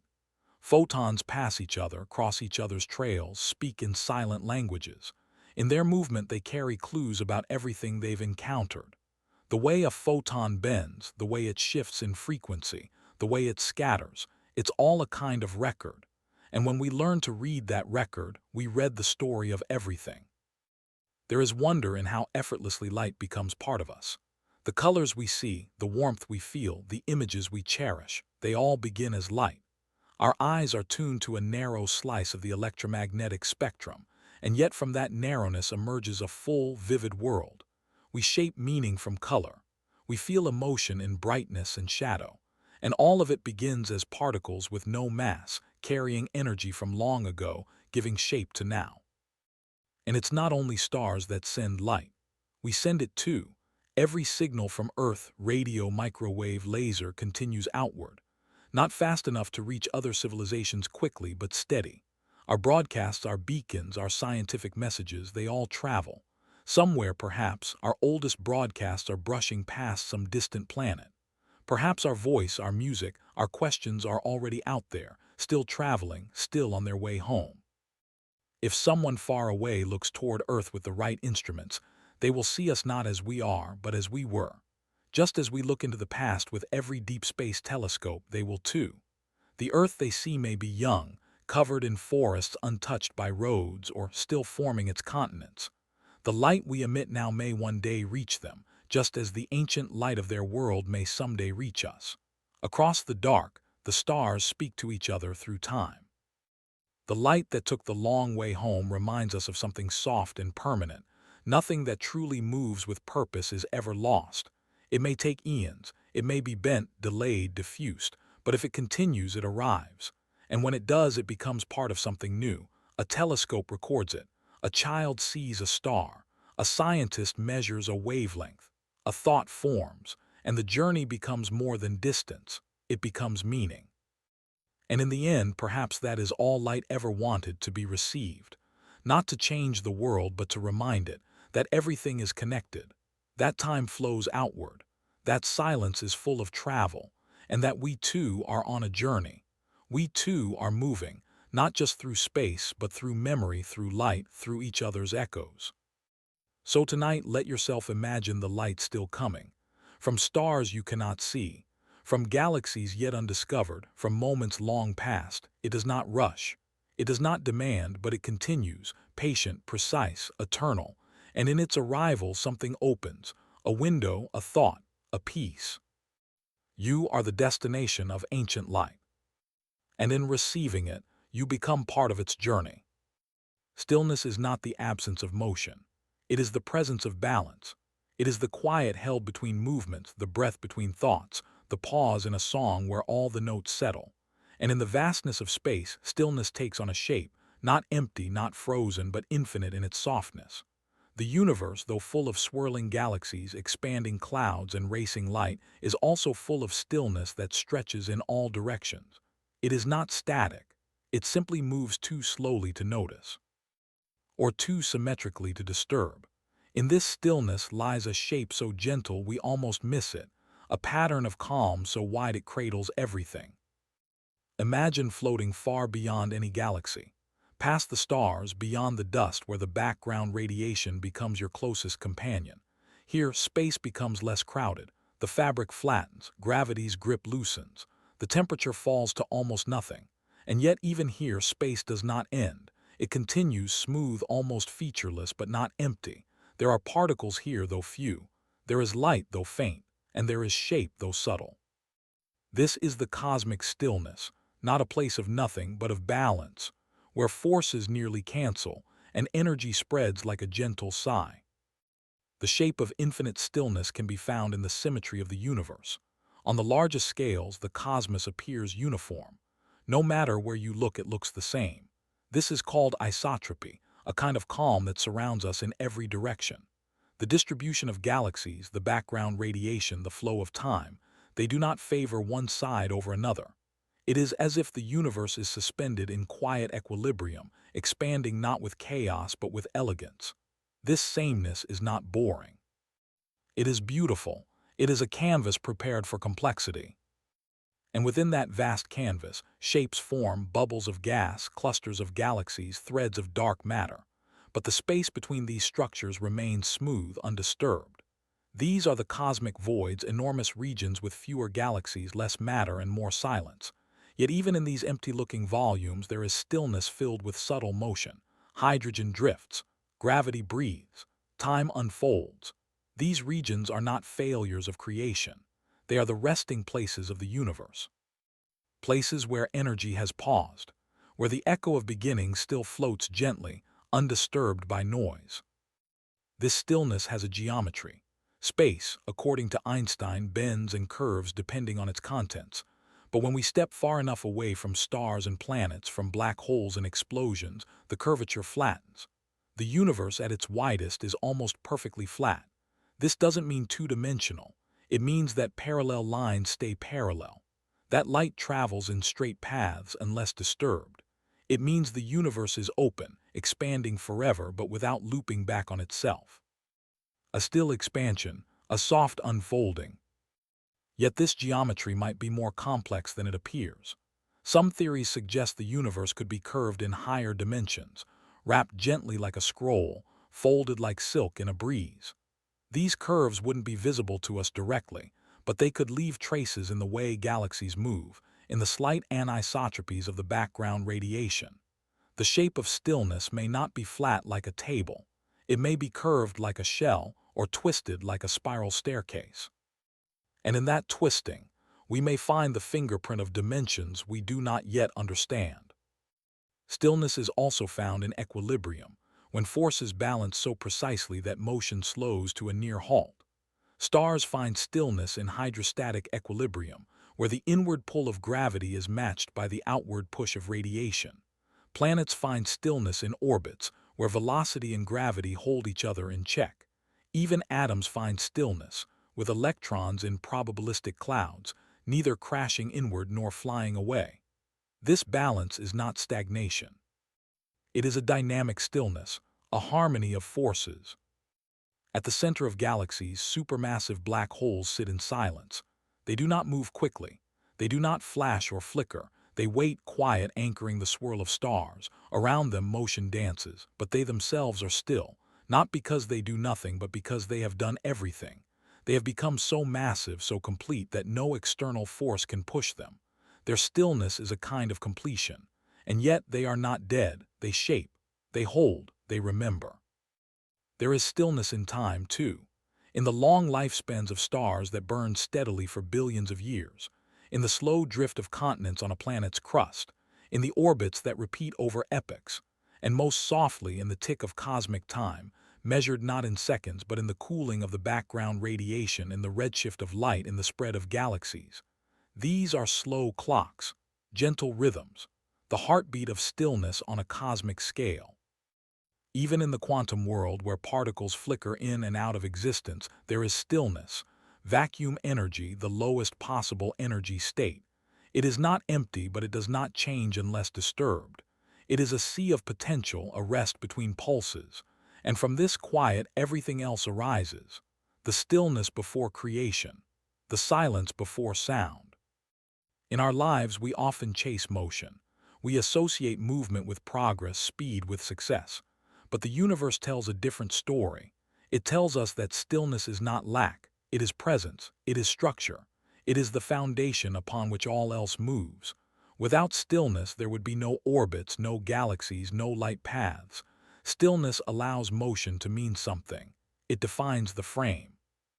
So tonight, imagine yourself not as a creature rushing through time, but as part of something wide and quiet and steady. Feel the stillness beneath your breath and your heartbeat, in the slow turning of the planet. You are held by the shape of calm. You are moving through stillness that does not resist you. It welcomes your motion, supports your journey, catches your weight like gentle water. The shape of infinite stillness is not a boundary. It is a holding place, and you are already inside it. Not lost, just quiet. Not separate, just at rest. Let's drift now, more slowly still, into the deeper textures of stillness, not as silence but as structure, not as pause but as the underlying rhythm of everything that breathes, spins, burns, and waits. The shape of infinite stillness is not found by stopping time or silencing motion, but by recognizing the harmony hidden within them. Like the moment between ocean waves, or the silence between heartbeats, the universe carries stillness as part of its design, a background rhythm that never vanishes, even when stars erupt or galaxies collide. In the earliest moments of the universe, after the burst of the Big Bang, there was only motion. Particles rushed, light scattered, expansion unfolded in heat and chaos. But within that frenzy, a pattern was forming. Temperature fluctuations, though tiny, laid the seeds for all the structure we see today. These fluctuations were not random noise. They were soft disturbances in an otherwise still field, gentle variations in density. Over time, gravity amplified them, drawing matter into clumps, weaving stars and galaxies out of ancient rest. The universe did not race outward into randomness. It folded slowly into balance. Even as the cosmos expanded, it did so with symmetry. The same laws applied everywhere. The same constants governed interactions. This deep consistency allowed stillness to grow, not as a lack of change, but as a form of continuity. Particles behaved in predictable ways. Light moved at a fixed speed. Gravity bent space with unwavering care. Over billions of years, this symmetry became shape. And that shape, though vast and complex, was always leaning toward balance. In deep space, far from stars or heat, we find regions of almost perfect stillness. These places are cold not because something is missing, but because equilibrium has been reached. There is little radiation, little motion, little interaction. Yet even here, quantum fluctuations stir softly. Virtual particles appear and disappear. Waves ripple through fields. Nothing is truly still in the absolute sense. But the activity is so low, so evenly distributed, that it becomes calm. It becomes structure. Stillness here is not a failure of energy, it is its quietest form. The cosmic microwave background is one of the most perfect examples of this. Though born in fire, it is now nearly uniform, a near-constant bath of ancient light that fills every corner of space. Its temperature has cooled over time, and now rests at just 2.7 degrees above absolute zero. Yet within its smoothness lie tiny fluctuations, differences in temperature no greater than a few millionths of a degree. These variations are the fingerprints of structure, the seeds of galaxies, imprinted upon a field of astonishing stillness. It is the universe's lullaby, a whisper still echoing from its infancy. Stillness reveals itself in gravitational equilibrium too. When two stars orbit each other, their paths may seem dynamic, but they trace a balance point in space. Their center of mass is motionless. Everything moves around it, but the balance point, the barycenter, remains still. This is true of moons and planets, of entire star systems. Even galaxies orbit other galaxies in large-scale dances, but always around invisible still centers. Motion is the story, but stillness is the structure. We also find stillness in the cosmic horizon, the limit of what we can see. Not because there is a wall, but because light from beyond has not yet reached us. That boundary is not made of material. It is made of time. It is the stillness of waiting. One day, light from farther away will arrive, expanding our view. But for now, there is a gentle quiet at that edge, a knowing that something lies beyond, but not yet here. It is stillness by distance, stillness by delay. And then there is the stillness inside matter itself. Protons and neutrons, though made of quarks and gluons, display a kind of permanence. Electrons form probability clouds, yet remain bound to their atoms. The atoms in a crystal lattice vibrate, but they do so in synchrony. This coordinated motion creates stability. In materials, this is called a ground state, a condition of lowest energy, most symmetry, most balance. It is the quietest way for matter to exist, and it is built into everything we touch. Life, too, depends on stillness, not the stillness of death, but of homeostasis, the body's way of keeping internal conditions steady. Blood temperature, heart rate, pH balance, all held within narrow ranges. Cells constantly adjust themselves, not to stop change, but to maintain harmony within it. This is living stillness, a dance of responses that keep us whole. Even thought, fast and bright as it seems, depends on quiet intervals between nerve impulses, gaps between synaptic firing. The mind rests between every burst. In deep time, the universe's stillness will only grow. As galaxies drift apart and stars extinguish, more and more of the cosmos will become quiet. Black holes will evaporate, particles will decay. Eventually, perhaps only isolated particles will remain floating through space without interaction. This is called the heat death of the universe, not a fiery end, but a spreading of energy so even, so diluted that no motion can occur. No heat flows, no stars ignite, everything rests. It is the final stillness, not as destruction but as completion. And yet, even this projected stillness may not be the final word. Some theories suggest that new universes may bud off from ours, that what looks like an end could be the stillness before another beginning. Perhaps stillness, on a scale larger than we can comprehend, is not finality, but preparation. Here on Earth, we rarely feel that cosmic stillness. Our days are fast, our minds are full, but when we look up, we feel something widen inside us, a recognition, a slowing, a return. The sky holds us in a calm that does not ask us to stop, only to notice.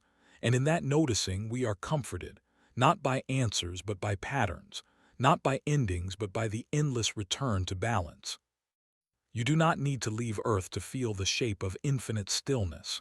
It is in the pause between words, in the breath before dawn, in the steady rhythm of your pulse. It is the space between stars and the quiet behind thought. It is not far away. It is here. And it has always been holding you. Now let us settle into the deepest part of the quiet, the final unfolding of stillness, where time softens and the edges of space dissolve into something so gentle it becomes difficult to name. We have traveled through the structure of silence, through the balance of gravity, through the temperature of emptiness. And in each place, we have found a shape, not sharp or rigid, but fluid and infinite.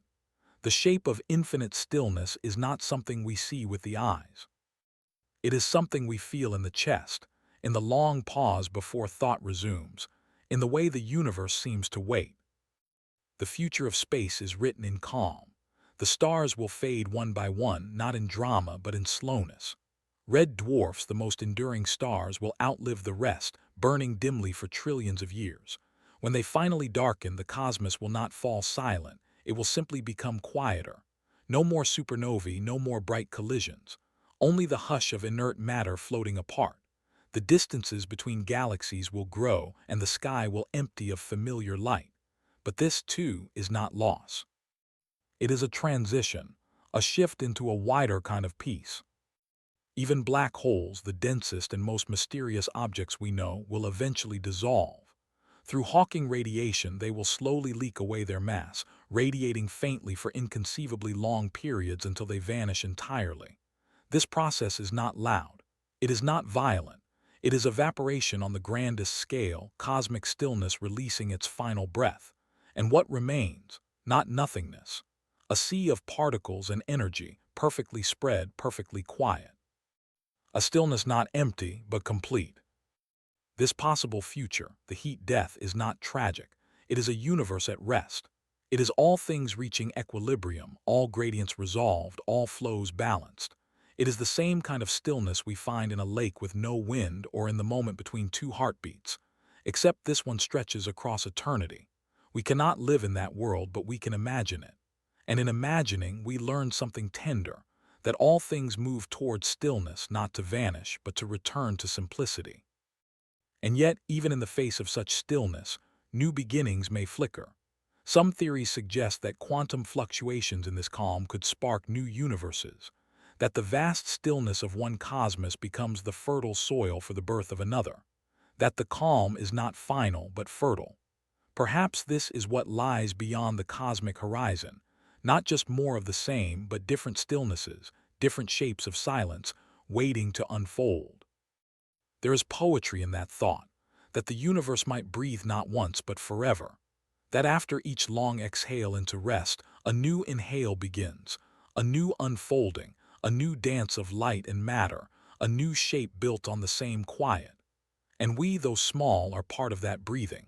We are made from the particles that once rested, then danced, and will one day rest again. Even now inside you stillness waits. Beneath your thoughts, beneath your heartbeat, beneath the rush of blood, there is a center, a place not touched by noise. You may feel it when you close your eyes, when the world falls away, when the wind stops. That place is not separate from the universe. It is shaped by the same stillness that curves galaxies, that smooth space that waits at the edge of time. You are not floating through that stillness. You are made of it.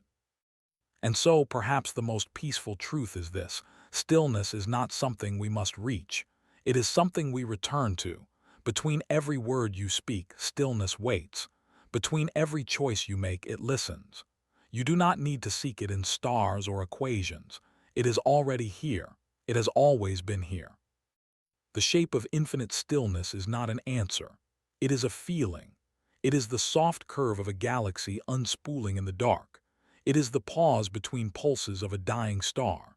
It is the slow fading of cosmic fire into restful light. And it is the same shape found in the quiet of a sleeping child, in the shadow of a mountain at dusk, in the long silence after the rain. You are not alone in the stillness. You are not lost in the quiet. You are part of it. Your body follows its rhythm. Your breath matches its pace. Your thoughts, no matter how restless, always return to its center. So tonight, lie still and let the calm rise.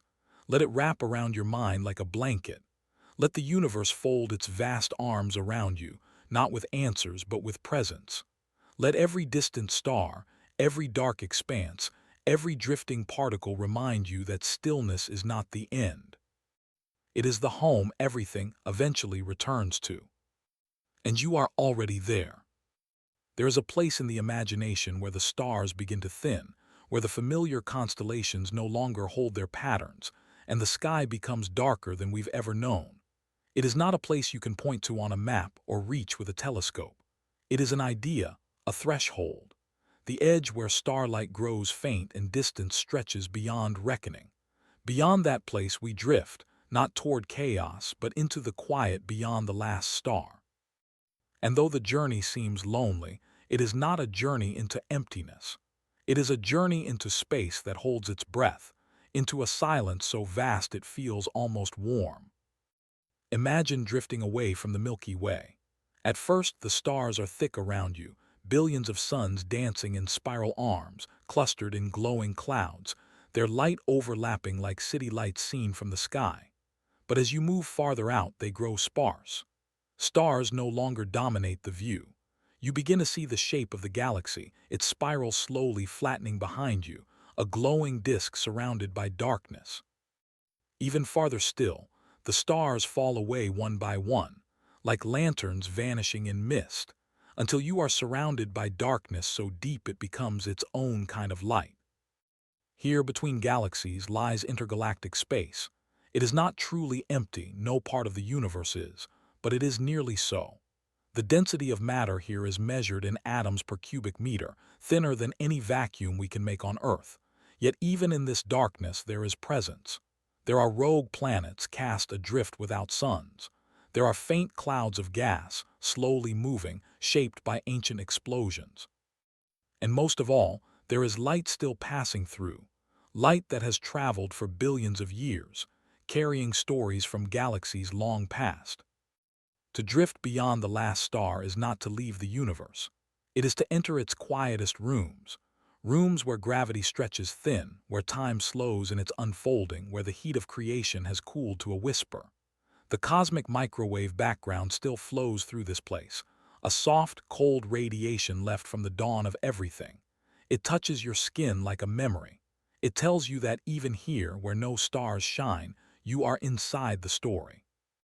This region, so far from galaxies, is also the place where dark matter silently weaves its web. We cannot see it, we cannot touch it, but we know it is there, shaping the motion of galaxies, binding the large-scale structure of space into invisible scaffolding. Even where light is rare, gravity remains. Even where stars do not shine, their influence is felt. You may feel alone here, beyond the last star, but the universe still holds you. And still you drift. In one direction the Milky Way fades. In another, the great galaxy of Andromeda is a dim smear of light, still millions of years away, slowly approaching across the void. Between them lies nothing you can see, no waypoints, no signs, but there is direction. There is expansion. Space itself is stretching beneath you, carrying you gently along. You are not moving through the void is carrying you.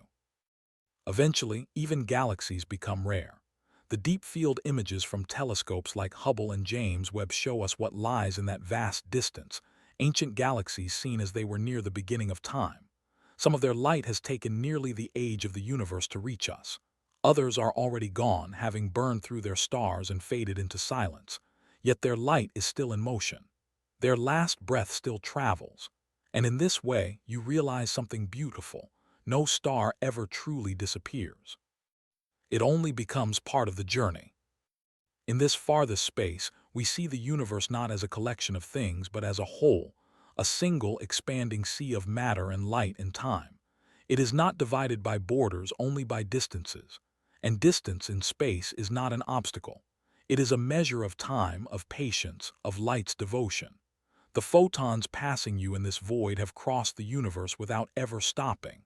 They carry the past within them and they keep moving forward.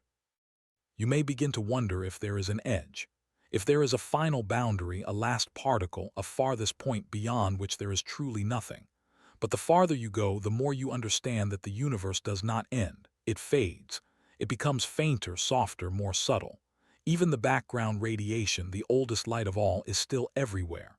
It stretches with time, cools with expansion, but it never disappears. It is not something left behind. It is something that surrounds. And in this place beyond the last star, there is room for stillness, not silence from loss, but silence from fullness. There is no need for more stars here, no need for explosions or flashes. The light has already passed through. The gravity has already shaped.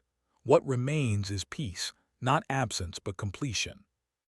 There are particles here, two neutrinos from the early universe, barely interacting, moving endlessly. There are gravitational waves rippling through, remnants of ancient collisions. There are whispers of quantum fluctuations, the tiniest tremors of possibility, and all of it continues without interruption, without attention. The universe does not need to be seen to be itself. You are far from Earth now, far from suns and moons and orbits, but you are not lost. You are held by the same laws, the same constants, the same breath of expansion. You are still within the bounds of space-time, still part of the equation, and the dark is not a barrier, it is a welcome. So let yourself drift. Let your thoughts spread out into this soft immensity. There are no directions here, no pressure, only calm, only distance, only time becoming wider. You are past the stars, but the light is still with you. It always will be. And that, too, is part of home. Now that we have drifted past the last visible stars, let us explore what truly fills this darkness. Because the space between galaxies, though seemingly empty, is not blank. It is alive with gentle movement, with ancient memory, with the delicate rhythm of a universe still expanding. We are floating in intergalactic space now, a place so vast that the distances are measured in millions of light years, and so calm that even gravity hums rather than pulls. There is no light strong enough to guide us, no sound to break the silence, yet the space around us is not silent. It is full of presence, just not the kind we are used to feeling. Here, beyond the glow of stars and the gravity of galaxies, we begin to sense the universe's wider body. What we once thought of as emptiness reveals itself to be a slow, soft tide. Particles drift, neutrinos, photons, hydrogen atoms. These are the remnants of creation, moving without resistance, whispering across eternity. Some of them are the leftovers of the Big Bang itself, still cooling, still gliding outward with time's breath. You cannot see them, but they are there. Every cubic meter of space holds these tiny witnesses, spread so evenly they seem like silence. And this silence stretches farther than we can measure. Between the galaxies are the voids, enormous regions with fewer galaxies than elsewhere, vast bubbles of relative quiet. These voids are not failures of structure. They are essential to the shape of everything. The cosmic web, the scaffolding of the universe, is made up of filaments and walls of galaxies, and these filaments are separated by these great dark spaces.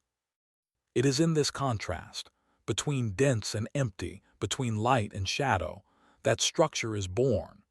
The universe needs the quiet between galaxies in the same way music needs the rests between notes.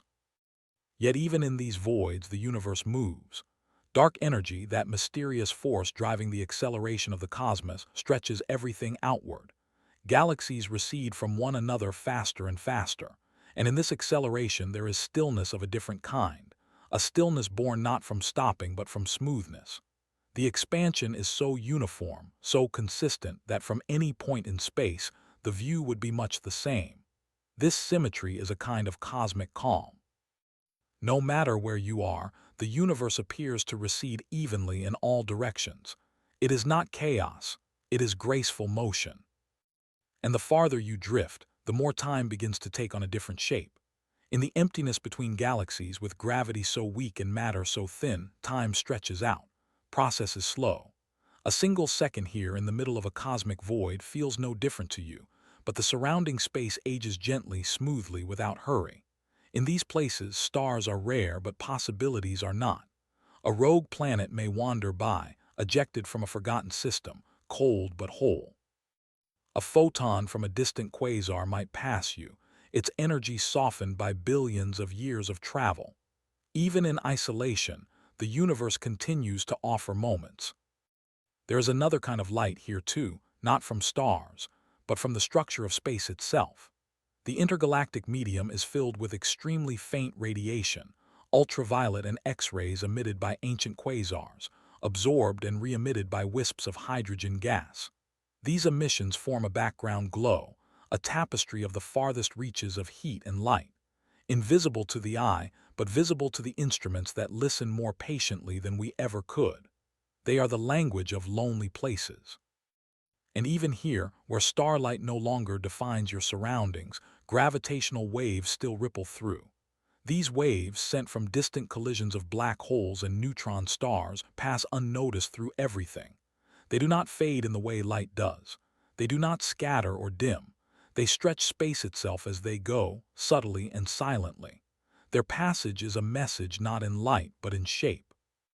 And every time one crosses you, the very dimensions of your being are altered, by less than an atom but changed nonetheless. You are part of their memory now as they continue on.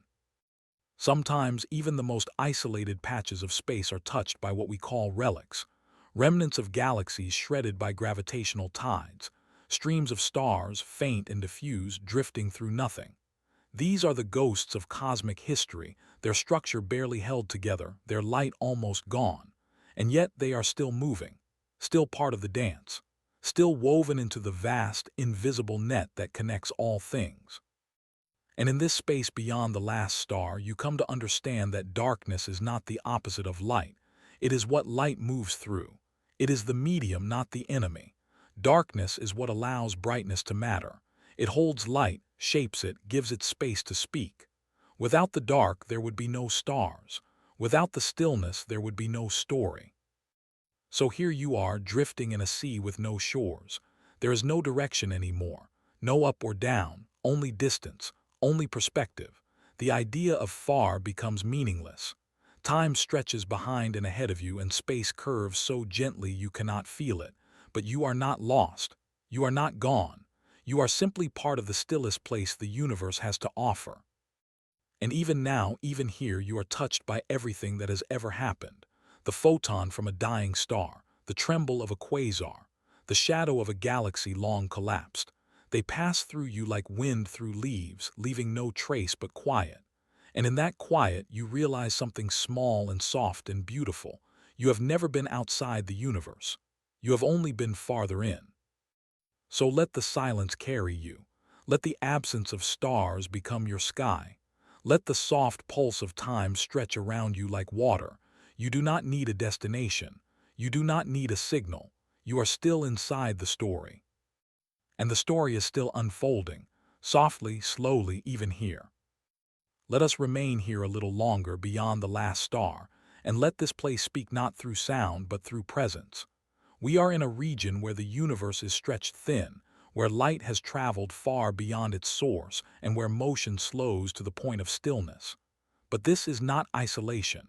It is intimacy. There is something sacred about drifting in this space where everything has softened. Every edge, every force, every boundary has become gentle, as though the cosmos is settling into its own breath. This is not the end of anything. It is the deep middle, where time unravels like a ribbon and space becomes a kind of silence. From here, looking back, you can imagine the galaxies as small, glowing islands in a black sea. Each one is a whirl of stars and dust, of history and heat.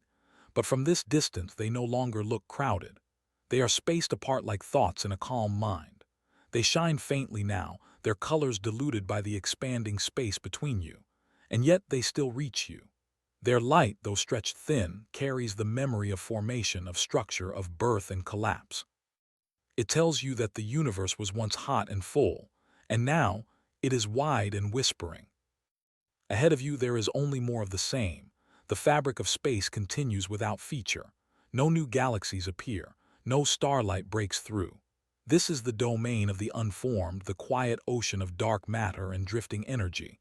And yet even here something subtle stirs, a gravitational nudge, a faint ripple, a background hum of spacetime. You are never truly outside the network. You are just beyond the parts that shine. In this final stretch, your sense of scale begins to change. Distances lose meaning. Time seems less like a sequence and more like a field you are passing through. You realize that movement itself is not necessary, that even standing still in this space is a form of participation. The universe continues whether you move or not. It includes you regardless of direction. You are not navigating the void, you are part of its shape. And maybe that's the point. Maybe this great outward journey was never about reaching a destination. Maybe it was about feeling the fullness of emptiness, the completeness of space uninhabited. Here, beyond the gravitational reach of galaxies, beyond the orbit of light, you find a kind of home. Not because it offers comfort or warmth, but because it offers truth. It shows you what remains when everything else fades, when stars go silent, when galaxies drift too far to see each other. When energy is too thin to ignite, what remains is space itself. And space is not a thing, it is a promise that there is always room to be. You begin to understand the patience of light. Some of the photons that pass through you now will not be absorbed for trillions of years. They will continue, unimpeded, untouched, until they finally meet an atom or a molecule or a mind. And when they do, they will still carry the story of where they came from. They do not degrade. They do not forget. They just continue, like you. And in that continuity there is kindness. There is grace. The universe is not in a hurry. It does not demand you solve it. It only asks that you notice, that you receive what has been sent, that you honor the long journeys by simply being here for their arrival. And as you float, receiving light older than Earth, you become a part of the reception, a witness to the vast, slow rhythm of space. Even as we imagine the far future, the cooling of the cosmos, the fatting of stars, the evaporation of black holes, there is no catastrophe, no sharp end, only continuation, only unfolding. The laws of physics continue to apply, particles continue to drift, time continues to stretch. Everything that exists today will either transform or settle, and in that settling we find not despair but calm. The universe does not vanish, it becomes softer, it becomes quieter, it becomes more itself. In the very far future, new stars may no longer form, but atoms will still exist. Molecules will still move. Perhaps new forms of structure will arise, long chains of particles, frozen lattices drifting through cold space. Perhaps not. But still the story goes on. Still space holds what remains. And still there is light, if not in brightness, then in motion. If not in heat, then in memory. And perhaps, just perhaps, beyond all this drifting, there are other bubbles of space, other universes unfolding in silence. Maybe one is beginning as another ends. Maybe beyond our cosmic horizon, other watchers are drifting too, wondering what lies beyond their own last star. Maybe we are part of something even wider than we dare imagine, an ocean of oceans, each one with its own beginning, its own light, its own stillness. But here, where we are, the story remains soft. The darkness does not press in, it expands outward. The silence is not empty, it is filled with waiting. You do not need to return. You are already where the universe meant for you to be, in the middle of its vast breadth, held by its gentle unfolding, surrounded by echoes too old to name. So close your eyes even now and feel the dark not as absence but as belonging. You are beyond the stars, beyond the warmth of suns, beyond the sounds of galaxies, and still you are here. Still held, still home, still drifting inside the breath of something infinite. There is a quietness so wide it can only be felt, not heard. A quietness that stretches between galaxies like the breath held between notes in a song too slow for time to follow. This is the silence between galaxies. It is not a void, not a blankness, but a calm so vast and complete that even the brightest star seems momentary beside it. It is the backdrop against which everything glows, the space that holds the spinning, whirling, living forms we call galaxies. And yet this silence is not absence. It is presence without motion. It is the stillness that allows everything else to shine. Let us imagine floating there between the clusters, beyond the nearest star fields, past the reach of spiral arms and glowing halos. You are no longer within a galaxy, but between them. Behind you, one galaxy fades into the dark, its stars merging into a soft smear of light. Ahead, another galaxy drifts like a distant island, its edge blurred by interstellar dust. Around you there is no noise, no planets, no nearby light, only darkness so deep and even that it feels alive. The temperature here is barely above absolute zero. The particles are so rare you could travel for years and never collide with one. And still, this place is not empty. It is full of time. These intergalactic spaces form the majority of the volume of the universe. Galaxies, even clusters of them, are like bubbles in an ocean, brief, bright concentrations of energy, separated by distances so enormous that light itself takes millions of years to bridge them. Yet that light does come. It moves silently across these gulfs, unchanged, unhindered. A photon leaving a galaxy on one side of the void may cross that blackness for eons, eventually brushing the edge of another galaxy or reaching a telescope on Earth. That long, quiet journey defines the universe more than any star's heat or planet's motion. Because in the silence between galaxies, light is shaped. It is redshifted by time, stretched by expansion, softened by distance. It becomes not just a signal, but a history. And between galaxies, we begin to see the shape of space itself. No longer overwhelmed by the structure of stars, we can feel the smoothness of the cosmic fabric. It is not flat in the ordinary sense. It bends where gravity flows, curves around invisible masses, and stretches as the universe expands. But on this large scale, the universe appears uniform. There is no up or down, no center or edge. Only space that continues. Only silence that deepens. This silence also reveals the presence of the cosmic web, the vast network of filaments that connect galaxies across the universe. These filaments, though too faint to see with our eyes, can be mapped through the movement of galaxies, through the way light bends as it travels through space, and through the absorption patterns in distant quasar spectra. Even in silence, the universe leaves clues. Even in the dark, structure persists. The silence between galaxies is not disorganized. It is simply spread thin. And yet in this thinness there is balance. The matter that exists here, diffuse hydrogen, faint wisps of gas, moves with quiet purpose. It is pulled gently by gravity, sometimes forming bridges between galaxies, sometimes falling inward toward galaxy clusters, sometimes simply drifting. These flows take billions of years, but they are real. They are the arteries of a cosmos that breathes more slowly than we can comprehend. And in that breath, silence becomes motion. Motion becomes memory.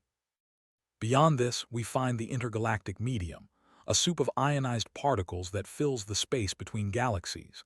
It is almost unimaginably diffuse, but it carries the fingerprints of ancient events. It holds the chemical traces of the first stars, the scars of supernovae, the enrichment of galactic winds. This medium is invisible but not silent. It emits faint X-rays, soft glows of ultraviolet light. It speaks in background hums and spectral shifts. It is the canvas upon which the history of galaxies is painted.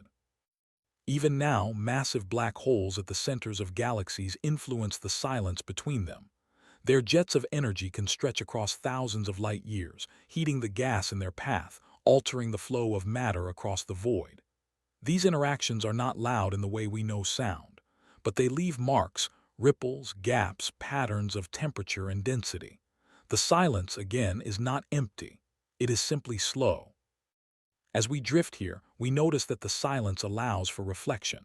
Without constant light, without motion crowding the senses, we begin to feel the rhythm of cosmic time.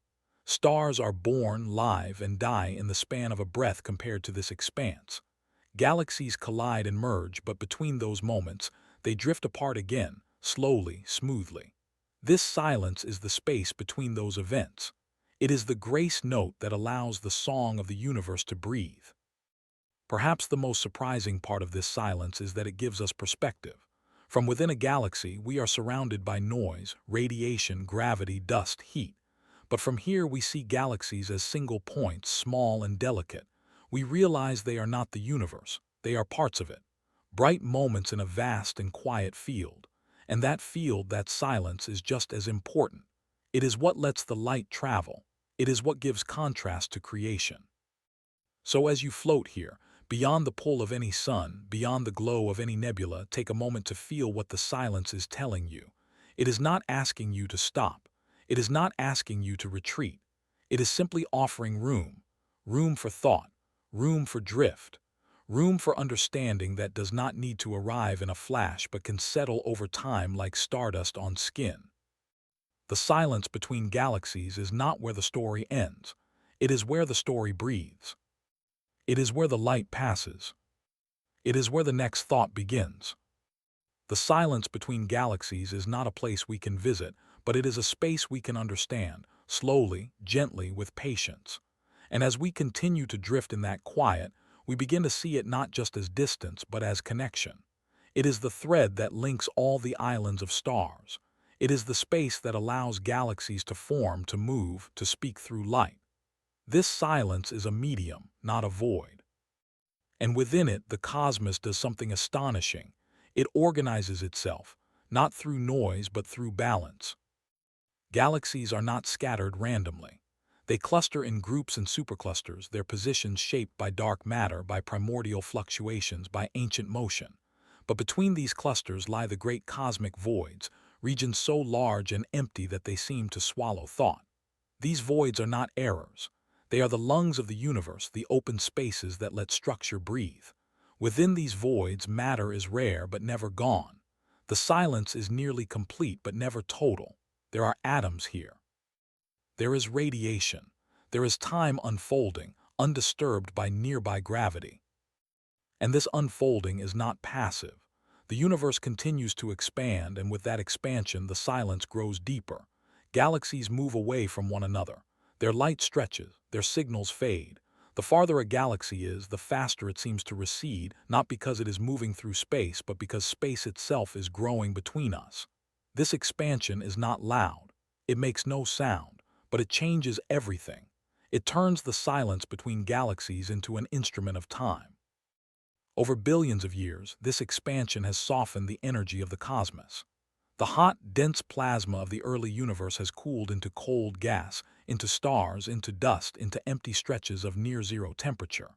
The cosmic microwave background, the leftover glow of creation, still fills every part of space, including the voids. But it has cooled to just a few degrees above absolute zero, its waves stretched by the expansion of space. It is no longer a fire. It is a whisper. A whisper that still travels through the silence. And within this near-perfect quiet, particles continue to move. They collide only rarely, but they are there, free-floating hydrogen atoms, lone electrons, ancient photons. Occasionally, a cosmic ray will dart through, a high-energy particle from some distant catastrophe. Occasionally, a neutrino will pass, unbothered, nearly undetectable. These are not interruptions. They are reminders that even in the deepest stillness, something continues. Not loudly, not insistently, but faithfully. This silence is also where time feels the most abstract. In a galaxy, time is marked by cycles, stars forming and dying, planets turning, light blooming and fading. But here, between galaxies, there are no obvious markers. A billion years might pass without a single new star being born. A photon might travel for eons before meeting anything at all. In this silence, time is not felt in seconds, but in slow gradients, in the redshifting of light, in the thinning of energy, in the way expansion gently pulls everything apart. And perhaps this is why the silence feels sacred. It does not rush, it does not require, it only continues. It gives the universe its shape. It allows galaxies to evolve without collision. It gives stars room to orbit without disruption. It gives light the distance it needs to tell its story. Without the silence, the noise would be meaningless. Without the emptiness, the stars would be crowded shadows. It is the contrast that gives the cosmos form. Even in this openness, dark matter continues to play its role. Though we cannot see it, we feel its pull. It wraps around galaxies, binds them together in clusters, threads the voids with unseen tension. It does not glow, it does not burn, it does not speak, but it anchors everything. And it reaches through the silence, keeping the universe coherent. Like a hand pressed to glass, unseen but undeniable. Even here, in the loneliest stretches of space, you are within its grasp. And then there is dark energy, the mysterious force that seems to be accelerating the expansion of the universe. Its nature is unknown, but its effect is everywhere. It makes the silence grow faster. It stretches the space between galaxies more rapidly than before. In the future, this means that the silence will deepen, the voids will widen, and galaxies will slip beyond each other's light. Eventually, distant galaxies will recede so far that their light will never reach us. Not because they cease to shine, but because the silence between grows faster than light can travel. And still, the silence does not become emptier.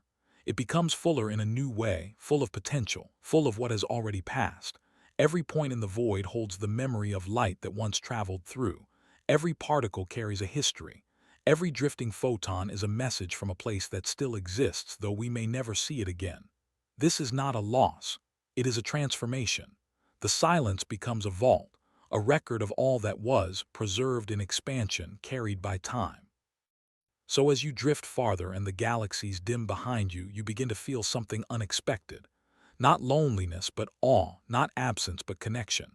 You are moving through a space that has held every light, every motion, every thought the universe has ever known. And though you are alone in form, you are not alone in meaning. You are part of the shape. You are part of the silence. And the silence remembers. You begin to understand that this distance between galaxies is not a separation. It is a kind of trust. A trust that each star, each planet, each thought can unfold on its own without constant intervention. A trust that light will travel far enough. That gravity will shape without noise. That time will carry everything where it needs to go. The silence between galaxies is not a barrier. It is a blessing. So you let go of the need to arrive. You let go of the idea of center. You drift. You listen. You become part of the field, the breath, the waiting. You feel the shape of the cosmos not through motion but through stillness. And the silence welcomes you, not with words but with space.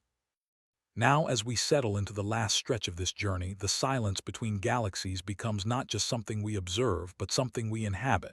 There is no light to guide the way, no orbit to follow, no sound to mark the passing of time. And yet everything here feels whole, complete. You are drifting in a place where the universe has paused, not in waiting, but in fulfillment. The silence here is not empty. It is full of presence, just quieter than we are used to hearing. In this silence, you can begin to feel how everything fits together.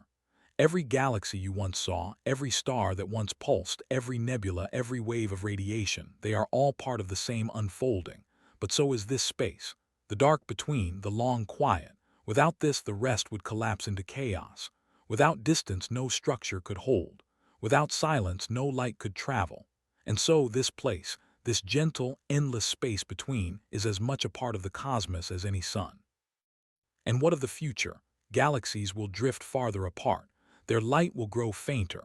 The silence between them will widen until most galaxies slip out of sight beyond the cosmic horizon, and then the stars themselves will fade.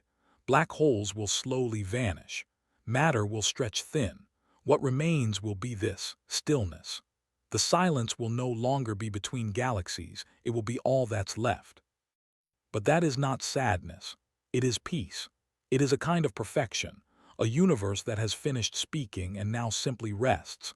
The silence between galaxies is a glimpse of that future, a soft preview of forever, and it tells us that the universe is not only a place of fire and force, but of gentleness too. So you stay here a while longer, floating in the dark, letting it wrap around you like a thought you no longer need to finish. There is nothing to solve, nothing to fix. The galaxies continue their slow dance across the void, and you are a quiet witness. Still held, still drifting, still part of the silence that shaped the stars.